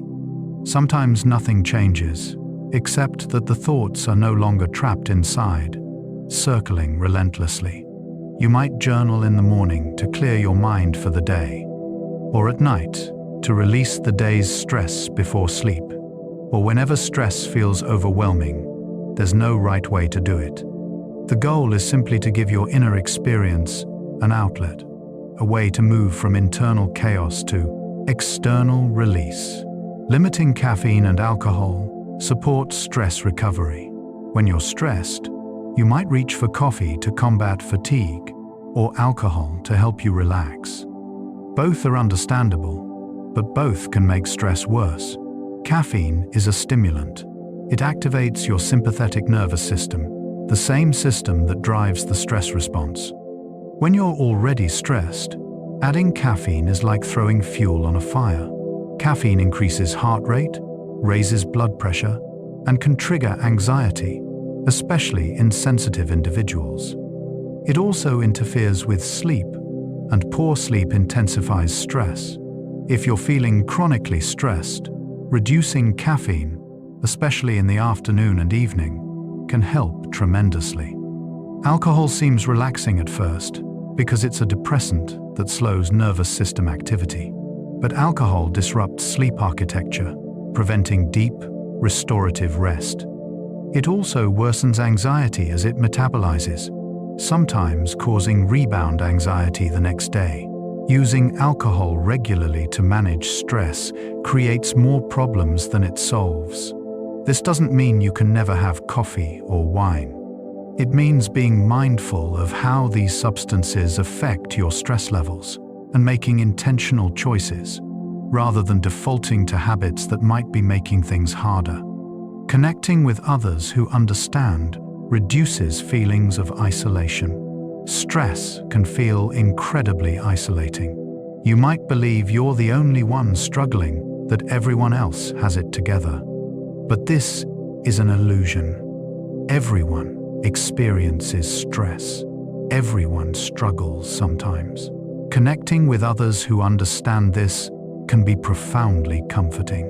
This might mean talking with a trusted friend, joining a support group, seeking therapy, connecting with others online who share similar challenges. When you hear someone else describe feelings you thought were uniquely yours, when someone says, "Me too," it changes everything. You realize you're not alone. You're not broken. You're human. These connections don't have to solve your problems. Often, being heard and understood is enough.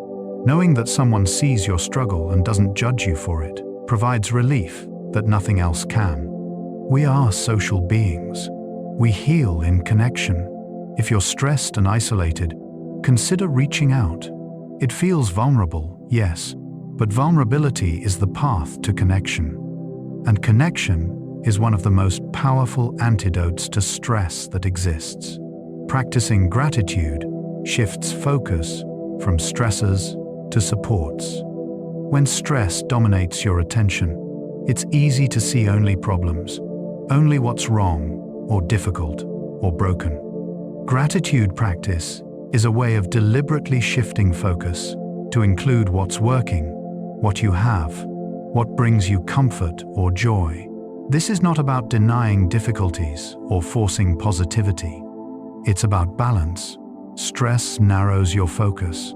Gratitude widens it again, helping you see the full picture. Yes, there are challenges, and there are also supports, beauties, small kindnesses, things that nourish you. Gratitude practice can be simple. Each day, notice 3 things you're grateful for. They don't have to be big: a warm cup of tea, a kind word from a friend, the comfort of your bed, the fact that you're breathing. Small things count, perhaps especially small things, because they're always available, even in difficult times.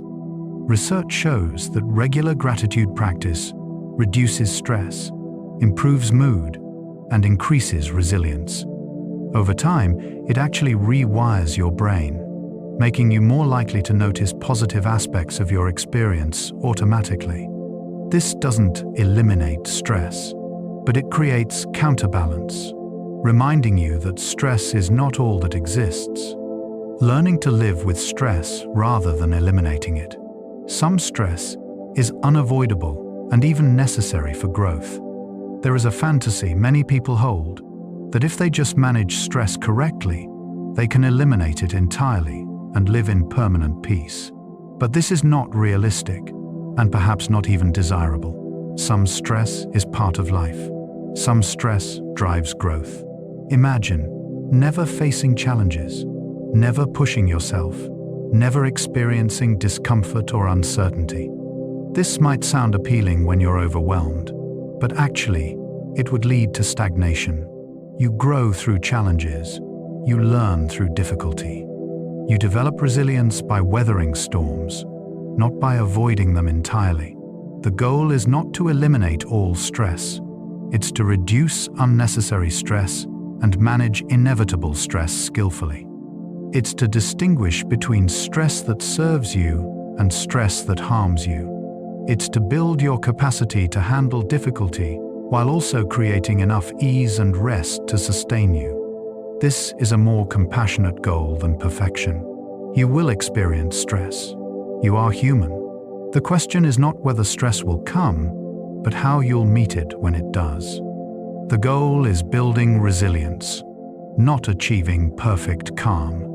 Resilience is the ability to bend without breaking, to face difficulty and recover, to experience stress and return to balance. Resilient people still feel stressed. They still struggle, but they have resources, internal and external, that help them navigate challenges. Building resilience means developing a varied toolkit of coping strategies. It means maintaining connections with supportive people. It means taking care of your physical health so your body can weather stress. It means cultivating a mindset that sees challenges as temporary and surmountable, rather than permanent and devastating. Resilience is not a trait you either have or don't have. It's a skill you build over time, through practice and experience. Every time you face a difficulty and come through it, you become slightly more resilient. Every time you try a new coping strategy, you expand your capacity. You might not feel resilient right now. You might feel fragile or overwhelmed, but resilience is always developing. Every small choice you make to care for yourself, to reach out, to keep going, is building resilience. You are stronger than you know. Accepting what you cannot change reduces futile struggle. One major source of stress is fighting against reality, resisting what is, believing things should be different than they are. This resistance creates suffering on top of difficulty, stress layered on unavoidable challenge. Acceptance does not mean resignation or approval. It means acknowledging reality as it is right now, in this moment. Yes, this is happening. Yes, this is difficult. Yes, I wish it were different. And it is what it is. When you stop fighting against unchangeable reality, energy becomes available for responding skillfully. You can focus on what you can influence, rather than exhausting yourself trying to control what you cannot. This is the wisdom of the Serenity Prayer. Accepting what you cannot change, changing what you can, and cultivating the wisdom to know the difference. Acceptance is challenging. It goes against our instinct to fix, to control, to make things how we want them to be. But so much is outside our control. People make their own choices. Illness happens. Loss comes. Circumstances shift. Fighting these realities doesn't change them. It only adds unnecessary suffering. Practicing acceptance means returning again and again to this moment, this reality, exactly as it is, and asking, given that this is true, what is my wise response? Developing a growth mindset helps you see stress as opportunity. Carol Dweck's research on mindset reveals that how you think about challenges shapes how you respond to them. People with a fixed mindset believe their abilities are unchangeable. Challenges threaten to expose their limitations. Stress reveals their inadequacy. From this perspective, stress is purely negative, something to avoid. People with a growth mindset believe abilities can be developed. Challenges are opportunities to learn. Stress reveals where growth is possible. From this perspective, stress, while uncomfortable, can also be valuable. It shows you where you're being stretched, where you're developing new capacities. This doesn't mean celebrating stress or seeking it out. It means interpreting the stress you do experience through a lens of possibility rather than threat. When you face something difficult, instead of thinking, "I can't handle this," you might think, "I haven't figured out how to handle this yet." That tiny word "yet" changes everything. It implies movement, growth, possibility. It suggests that your current struggle is temporary, a stage in learning rather than a final verdict on your capabilities. Small daily practices compound into significant change over time. When you're very stressed, the idea of major lifestyle changes feels overwhelming. How can you overhaul your entire life when you barely have energy to get through the day? The answer is, you don't have to. Small changes, practiced consistently, create significant impact over time. 5 minutes of deep breathing daily, a 10-minute walk, drinking water throughout the day, going to bed 30 minutes earlier, saying no to one request per week. These tiny adjustments seem insignificant, but they compound. Each one slightly reduces your stress load, and together, over weeks and months, they create a foundation of well-being. The key is consistency, not perfection. You don't have to do everything right. You just have to keep showing up for yourself in small ways. Miss a day? That's fine. Begin again tomorrow. What matters is the overall pattern, the gentle persistence of caring for yourself even in modest ways. Don't underestimate the power of small drops of water eventually fill a bucket. Individual breaths add up to a lifetime. Small acts of self-care, repeated patiently, transform your relationship with stress. Understanding stress in modern life. Modern life creates stressors our ancestors never faced. For most of human history, stress came in clear, immediate forms. A predator, a rival tribe, a shortage of food. These stressors were intense but temporary. You faced them, responded, and either survived or didn't. Then life returned to relative calm. Modern stress is different. It's chronic, ambiguous, and ever-present. Work demands that never end. Financial pressures that persist for years. Information overload from constant connectivity. Social comparison through social media. Noise, light, and stimulation at all hours. Your nervous system, evolved for short-term physical threats, struggles to adapt to these ongoing psychological pressures. This mismatch between your ancient stress response and modern stressors explains much of the difficulty. Your body mobilizes energy for action, but the stressor is an email, or a bill, or a vague worry about the future. There's nothing to run from, nothing to fight. The energy has nowhere to go. Understanding this mismatch helps you respond more effectively. You need to intentionally create the conditions your nervous system needs to feel safe. Conditions that don't occur naturally in modern life.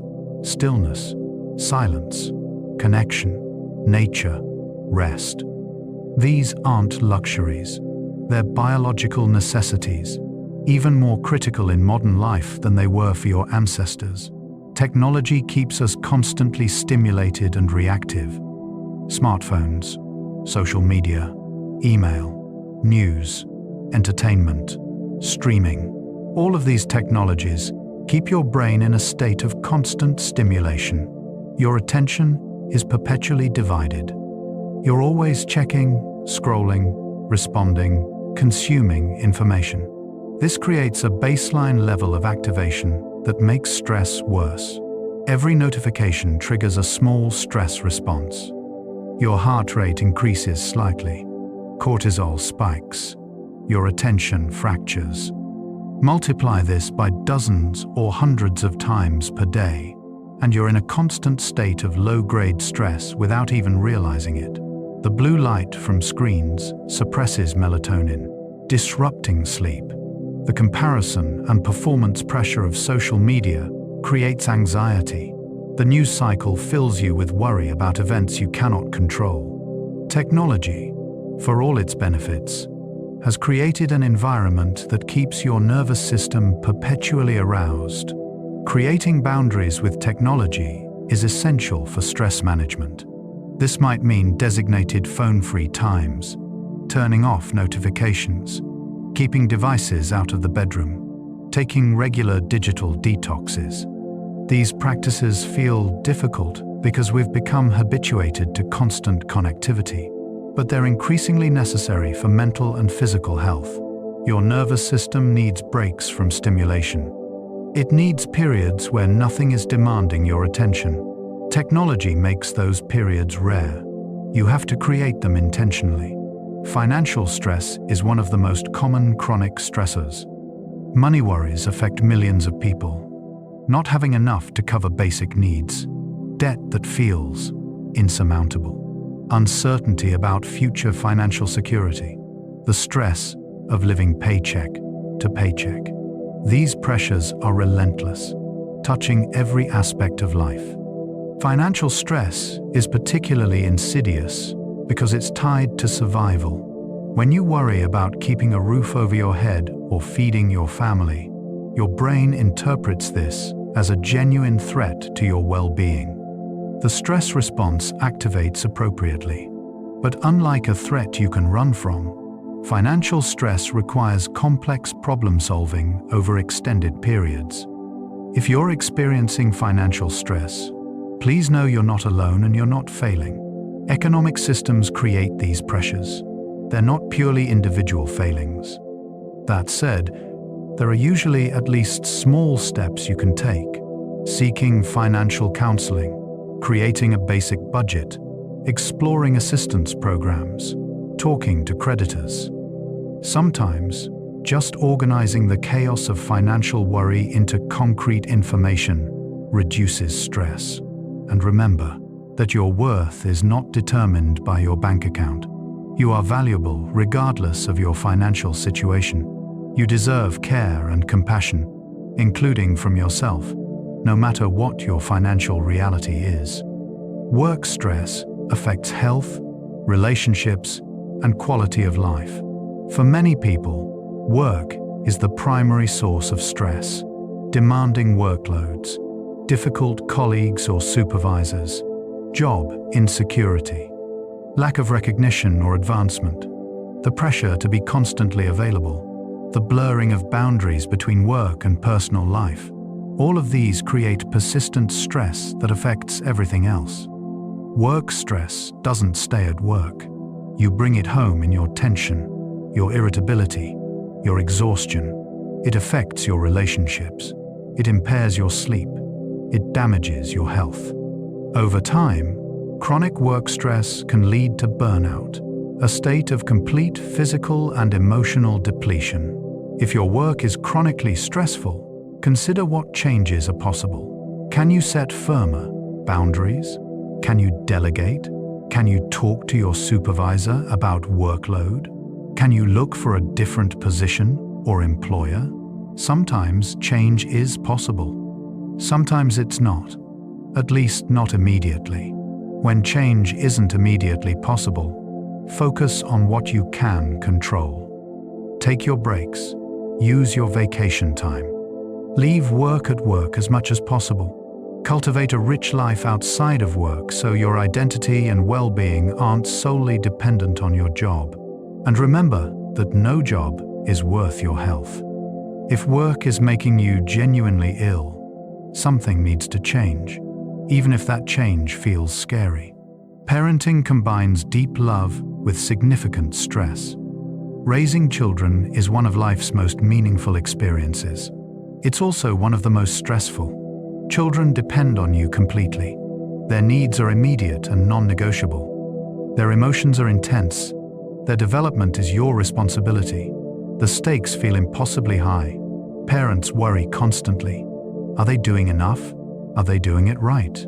Are their children happy, healthy, safe, thriving? There's no instruction manual. Every child is different. Advice is contradictory. And modern parenting culture adds pressure to be perfect, to give children every advantage, to never make mistakes. Add to this the practical demands, the sleep deprivation with infants, the constant vigilance with toddlers, the emotional intensity of teenagers, the financial pressure of providing, the logistical complexity of schedules, the worry that never stops. Parenting is beautiful and brutal, often simultaneously. If you're a parent feeling stressed, you're normal. You're not failing. Parenting is inherently stressful. The solution is not to be a better parent, but to give yourself more support. Ask for help. Take breaks when possible. Lower your expectations to sustainable levels. Remember that good enough parenting is actually good enough. Your children need you present and reasonably calm more than they need you perfect. Caregiving for aging or ill loved ones carries unique burdens. If you care for an aging parent, a chronically ill partner, or a disabled family member, you carry a particular kind of stress. You watch someone you love struggle. You shoulder increasing responsibility. You navigate complex medical systems. You make difficult decisions. You grieve losses even while the person is still alive. And you do all of this while trying to maintain your own life. Caregiving stress is compounded by love. You want to help. You feel you should be able to bear any burden for someone you love. But caring is exhausting. It's physically demanding. It's emotionally draining. It often feels endless, with no clear resolution except death, which you dread. Caregivers often neglect themselves, believing they don't have time or that their needs should come last. But this leads to burnout, resentment, and health problems. You cannot pour from an empty cup. Taking care of yourself is not selfish. It's necessary for sustainable caregiving. If you're a caregiver, please hear this. You need support. You need breaks. You need someone to care for you while you care for others. Respite care, support groups, therapy, help from other family members, all of these are essential, not optional. Your well-being matters, not just for the person you're caring for, but for yourself. You are valuable. You deserve care too. Social isolation and loneliness are major stressors. Humans are deeply social beings. We're wired for connection. When that connection is lacking, when you feel isolated or lonely, it creates profound stress. Loneliness affects your body, much like physical pain. It activates stress responses, raises cortisol, weakens immunity, increases inflammation. Modern life, ironically, has made isolation more common, despite technology that promises connection. People live farther from family. Communities are less tight-knit. Work keeps people busy. Digital interaction replaces face-to-face contact. Many people report feeling lonely, even when surrounded by others. If you feel lonely, know that you're not alone in that feeling. Millions of people experience this pain. It's not a reflection of your worthiness. It's a reflection of modern social structures that make genuine connection harder to maintain. Building connection takes courage and effort. Reaching out, joining groups, volunteering, attending community events, being vulnerable enough to let people see you. It feels risky, and sometimes attempts don't work out. But the potential reward, genuine human connection, is worth the risk. Start small. One conversation, one group meeting, one coffee with an acquaintance who might become a friend. Connection builds gradually, but it does build. You can create the social support you need, one brave step at a time. The wisdom hidden within stress. Stress often signals that something needs to change. When stress arrives, especially chronic stress, it's your system trying to communicate. Something is out of balance. Something is unsustainable. Instead of seeing stress purely as a problem to eliminate, consider it information. What is this stress trying to tell you? Maybe it's saying you're taking on too much. Maybe it's pointing to a relationship that's unhealthy. Maybe it's highlighting that you're not honoring your own needs. Maybe it's revealing that your current path doesn't align with your values. Stress can be a messenger, and while the message is uncomfortable, it might also be important. This doesn't mean blaming yourself for stress. It means treating stress as valuable feedback. When a plant wilts, it's signaling it needs water. When you feel chronically stressed, you're signaling you need something. Rest, boundaries, change, support, meaning. Listening to stress with curiosity rather than judgment can guide you toward necessary changes. What would it look like to honor what your stress is trying to tell you? What small adjustment could you make in response to this feedback? Learning your stress triggers increases self-awareness. As you pay attention to your stress, you start noticing patterns. Certain situations consistently trigger stress responses.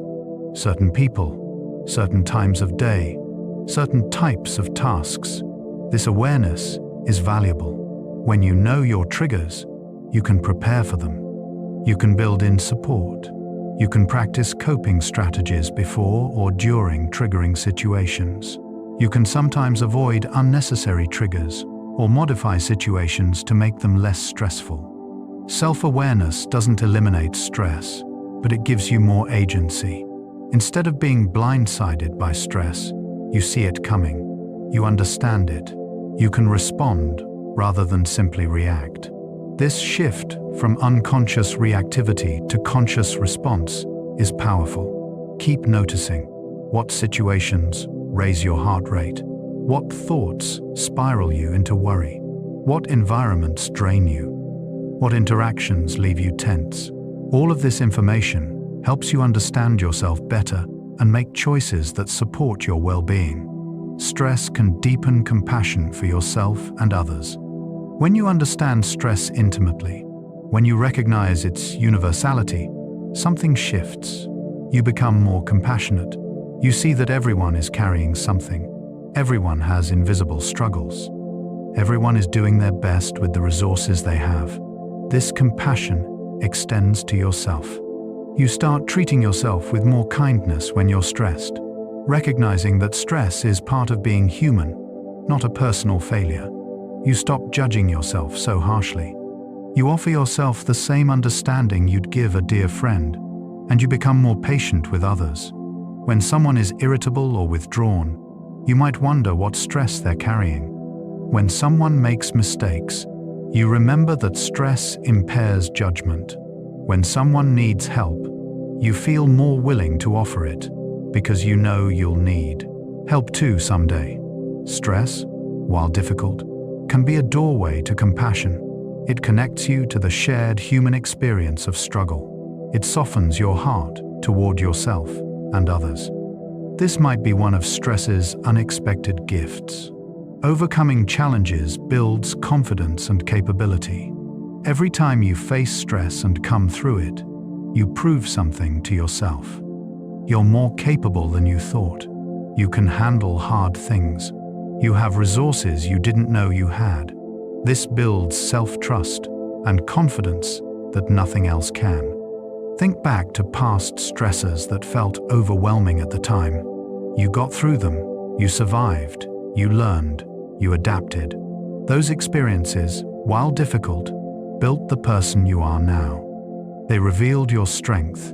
Future stress will still be challenging, but you'll face it with the knowledge that you've overcome challenges before. This doesn't make stress easy, but it does make it more bearable. You know yourself as someone who perseveres, who copes, who finds ways through difficulty.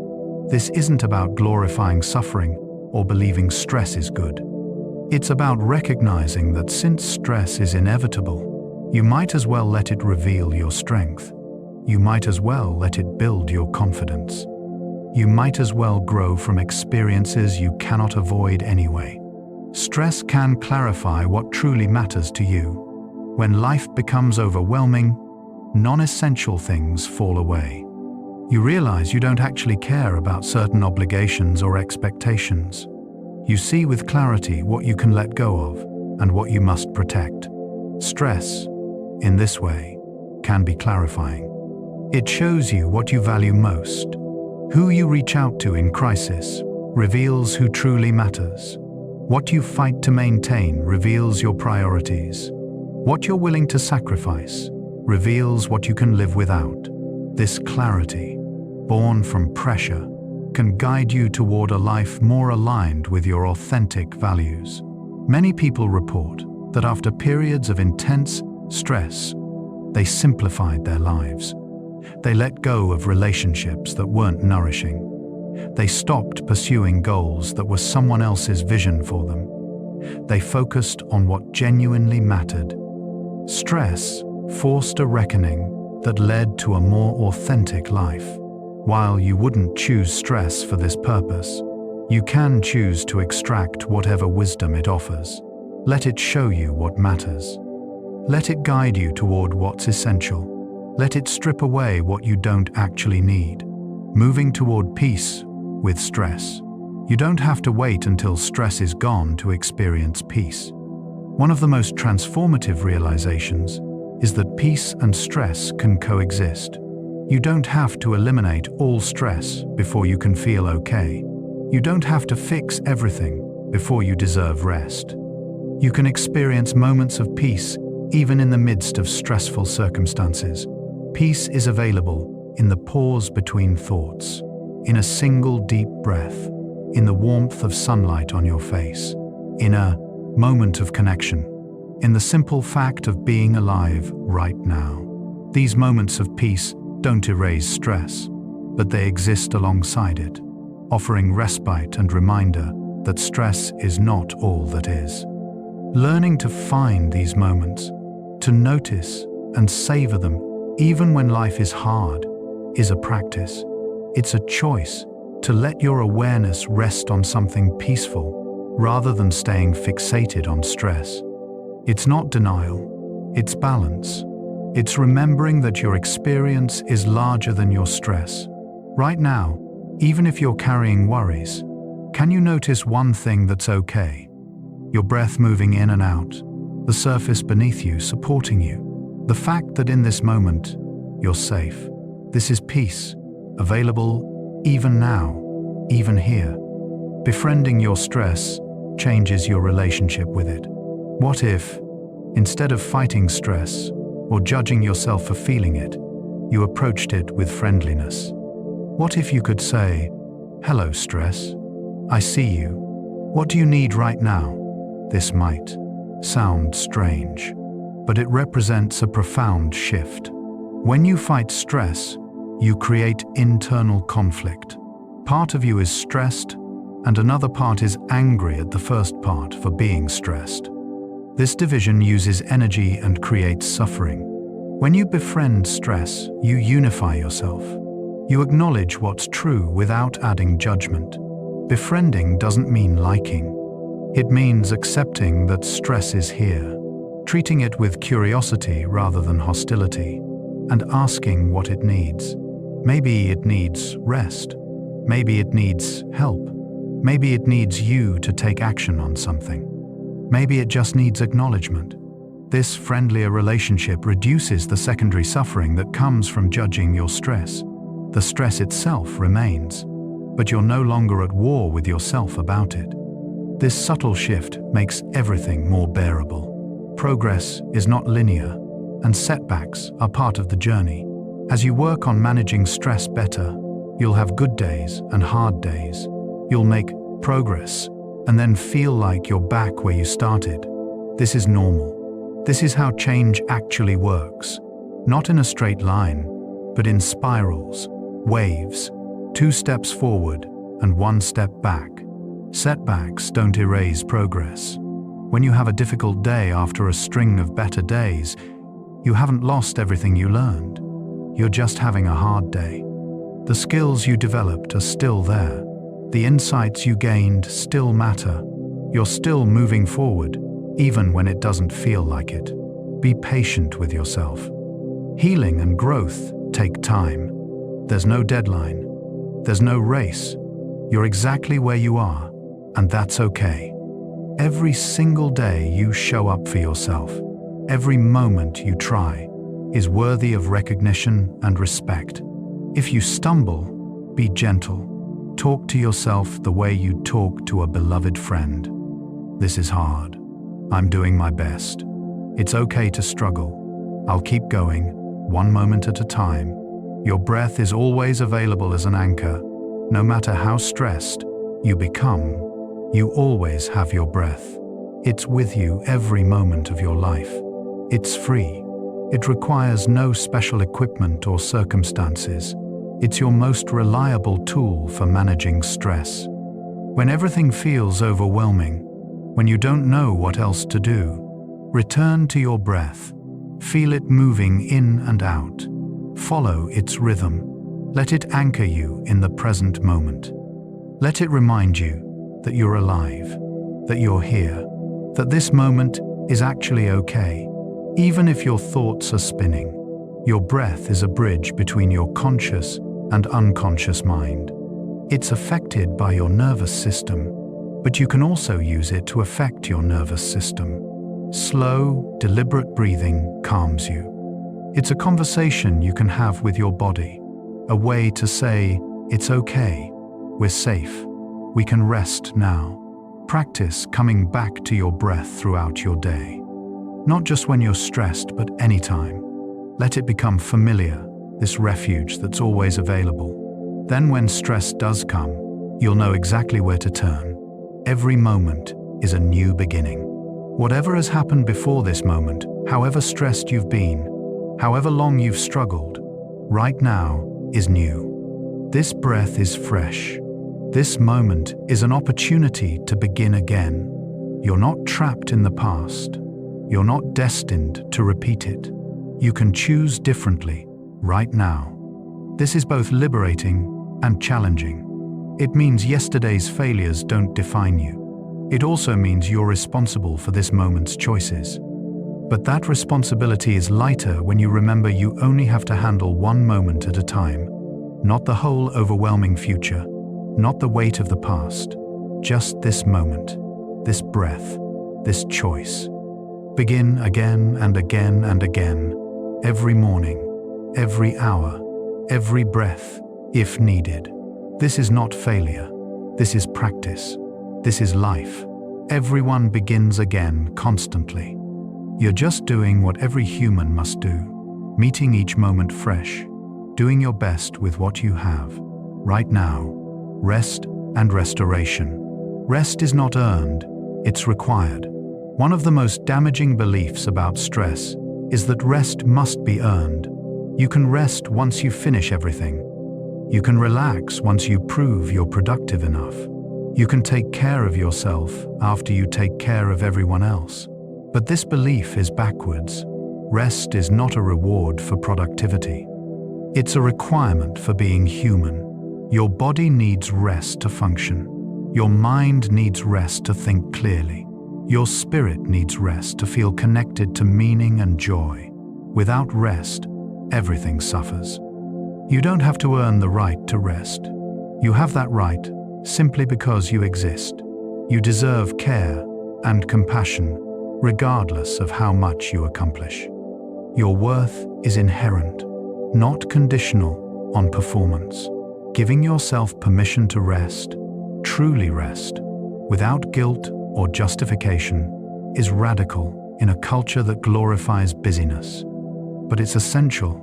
Rest is not laziness, it's wisdom. It's recognizing that you're human and that humans need downtime to thrive, not just survive.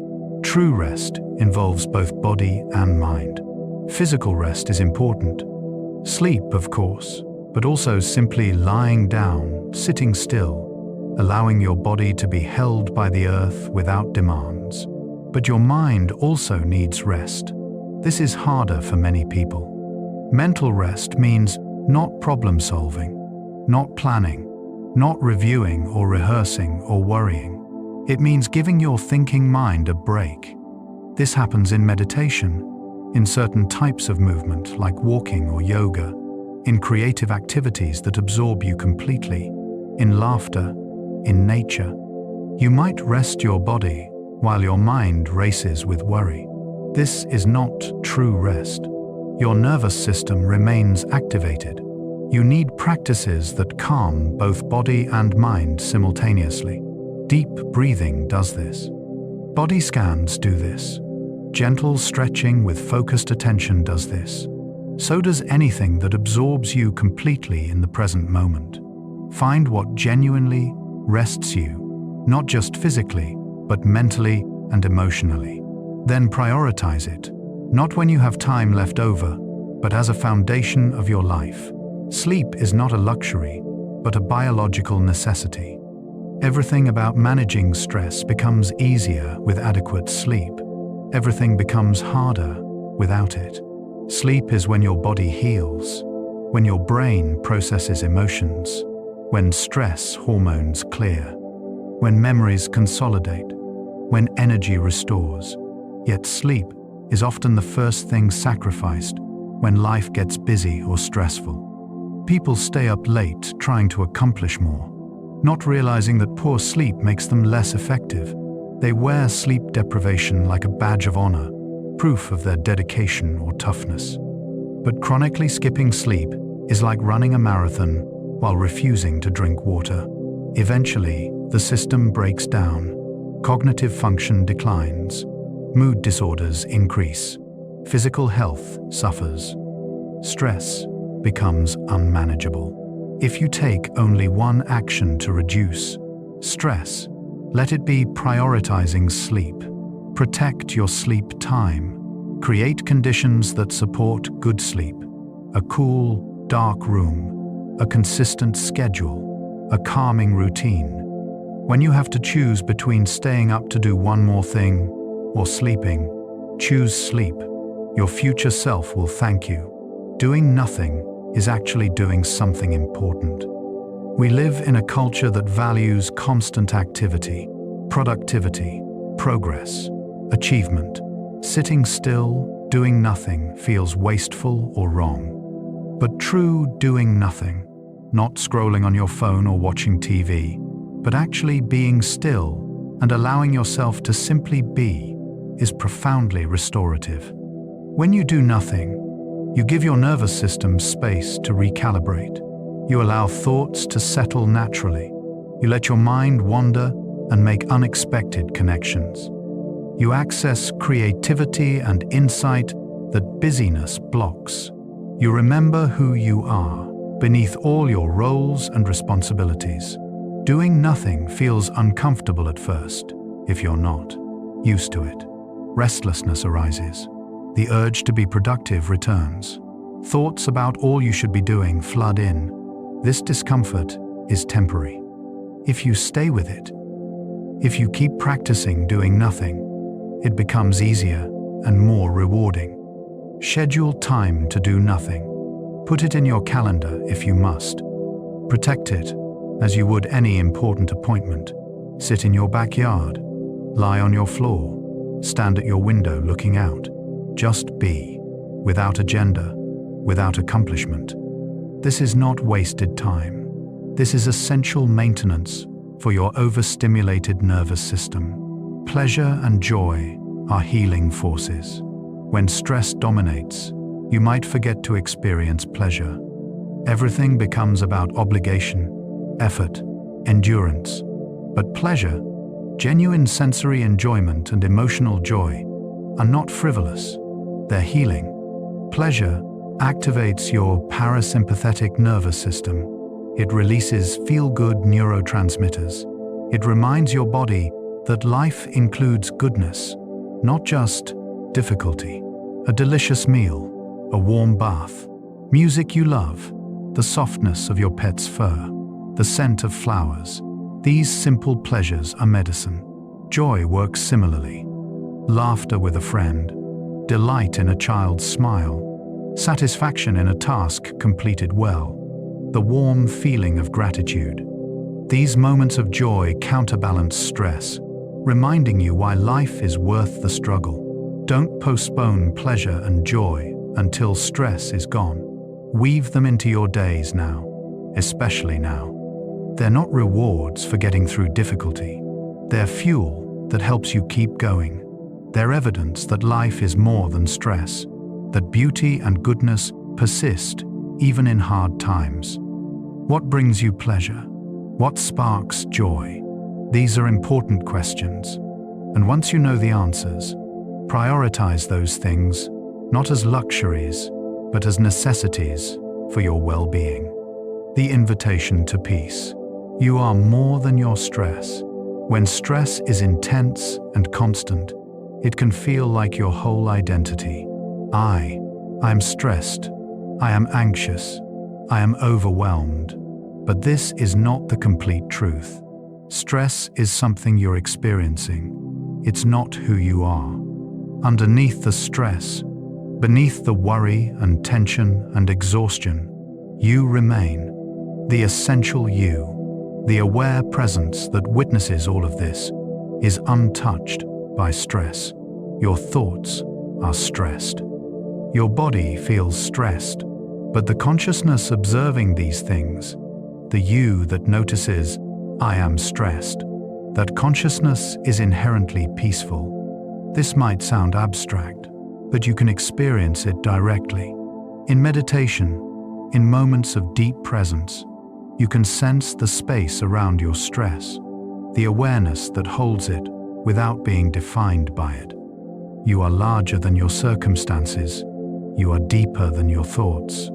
You are more stable than your emotions. Remembering this doesn't eliminate stress, but it changes your relationship with it. Stress becomes something that moves through you, rather than something that is you. This shift creates space, breathing room, a little more ease, even in the midst of difficulty. This very moment is an opportunity to soften. No matter how stressed you've been, no matter how difficult things are, right now, in this very moment, you can soften.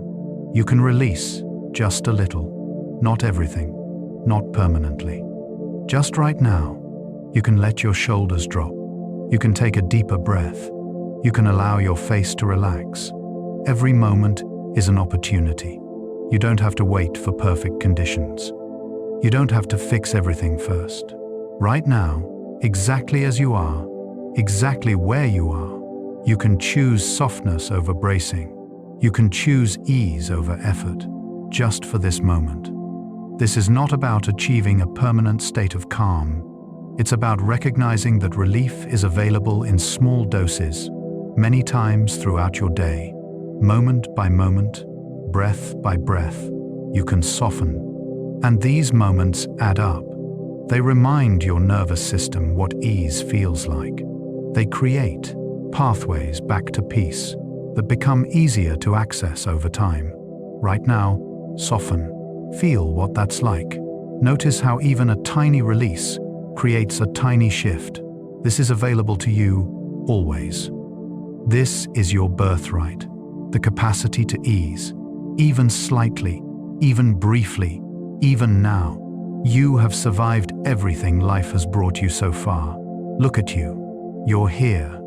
You're still going. Despite everything you've faced, every stress and challenge and heartbreak, you're here, reading these words or listening to this voice. You survived 100% of your worst days. That's a perfect record. This doesn't mean it's been easy. It doesn't minimize your struggles. It simply acknowledges a powerful truth. You are resilient. You have strengths you may not even recognize. You've adapted, persisted, survived, and often done more than survive. You've cared for others. You've created meaning. You've found moments of joy. You've kept going. Whatever comes next, you'll face it as you've faced everything else, one moment at a time, with whatever resources you have, doing your best. And your best is enough. It has always been enough. You are enough. Trust yourself. You've earned that trust. You've proven your capability again and again.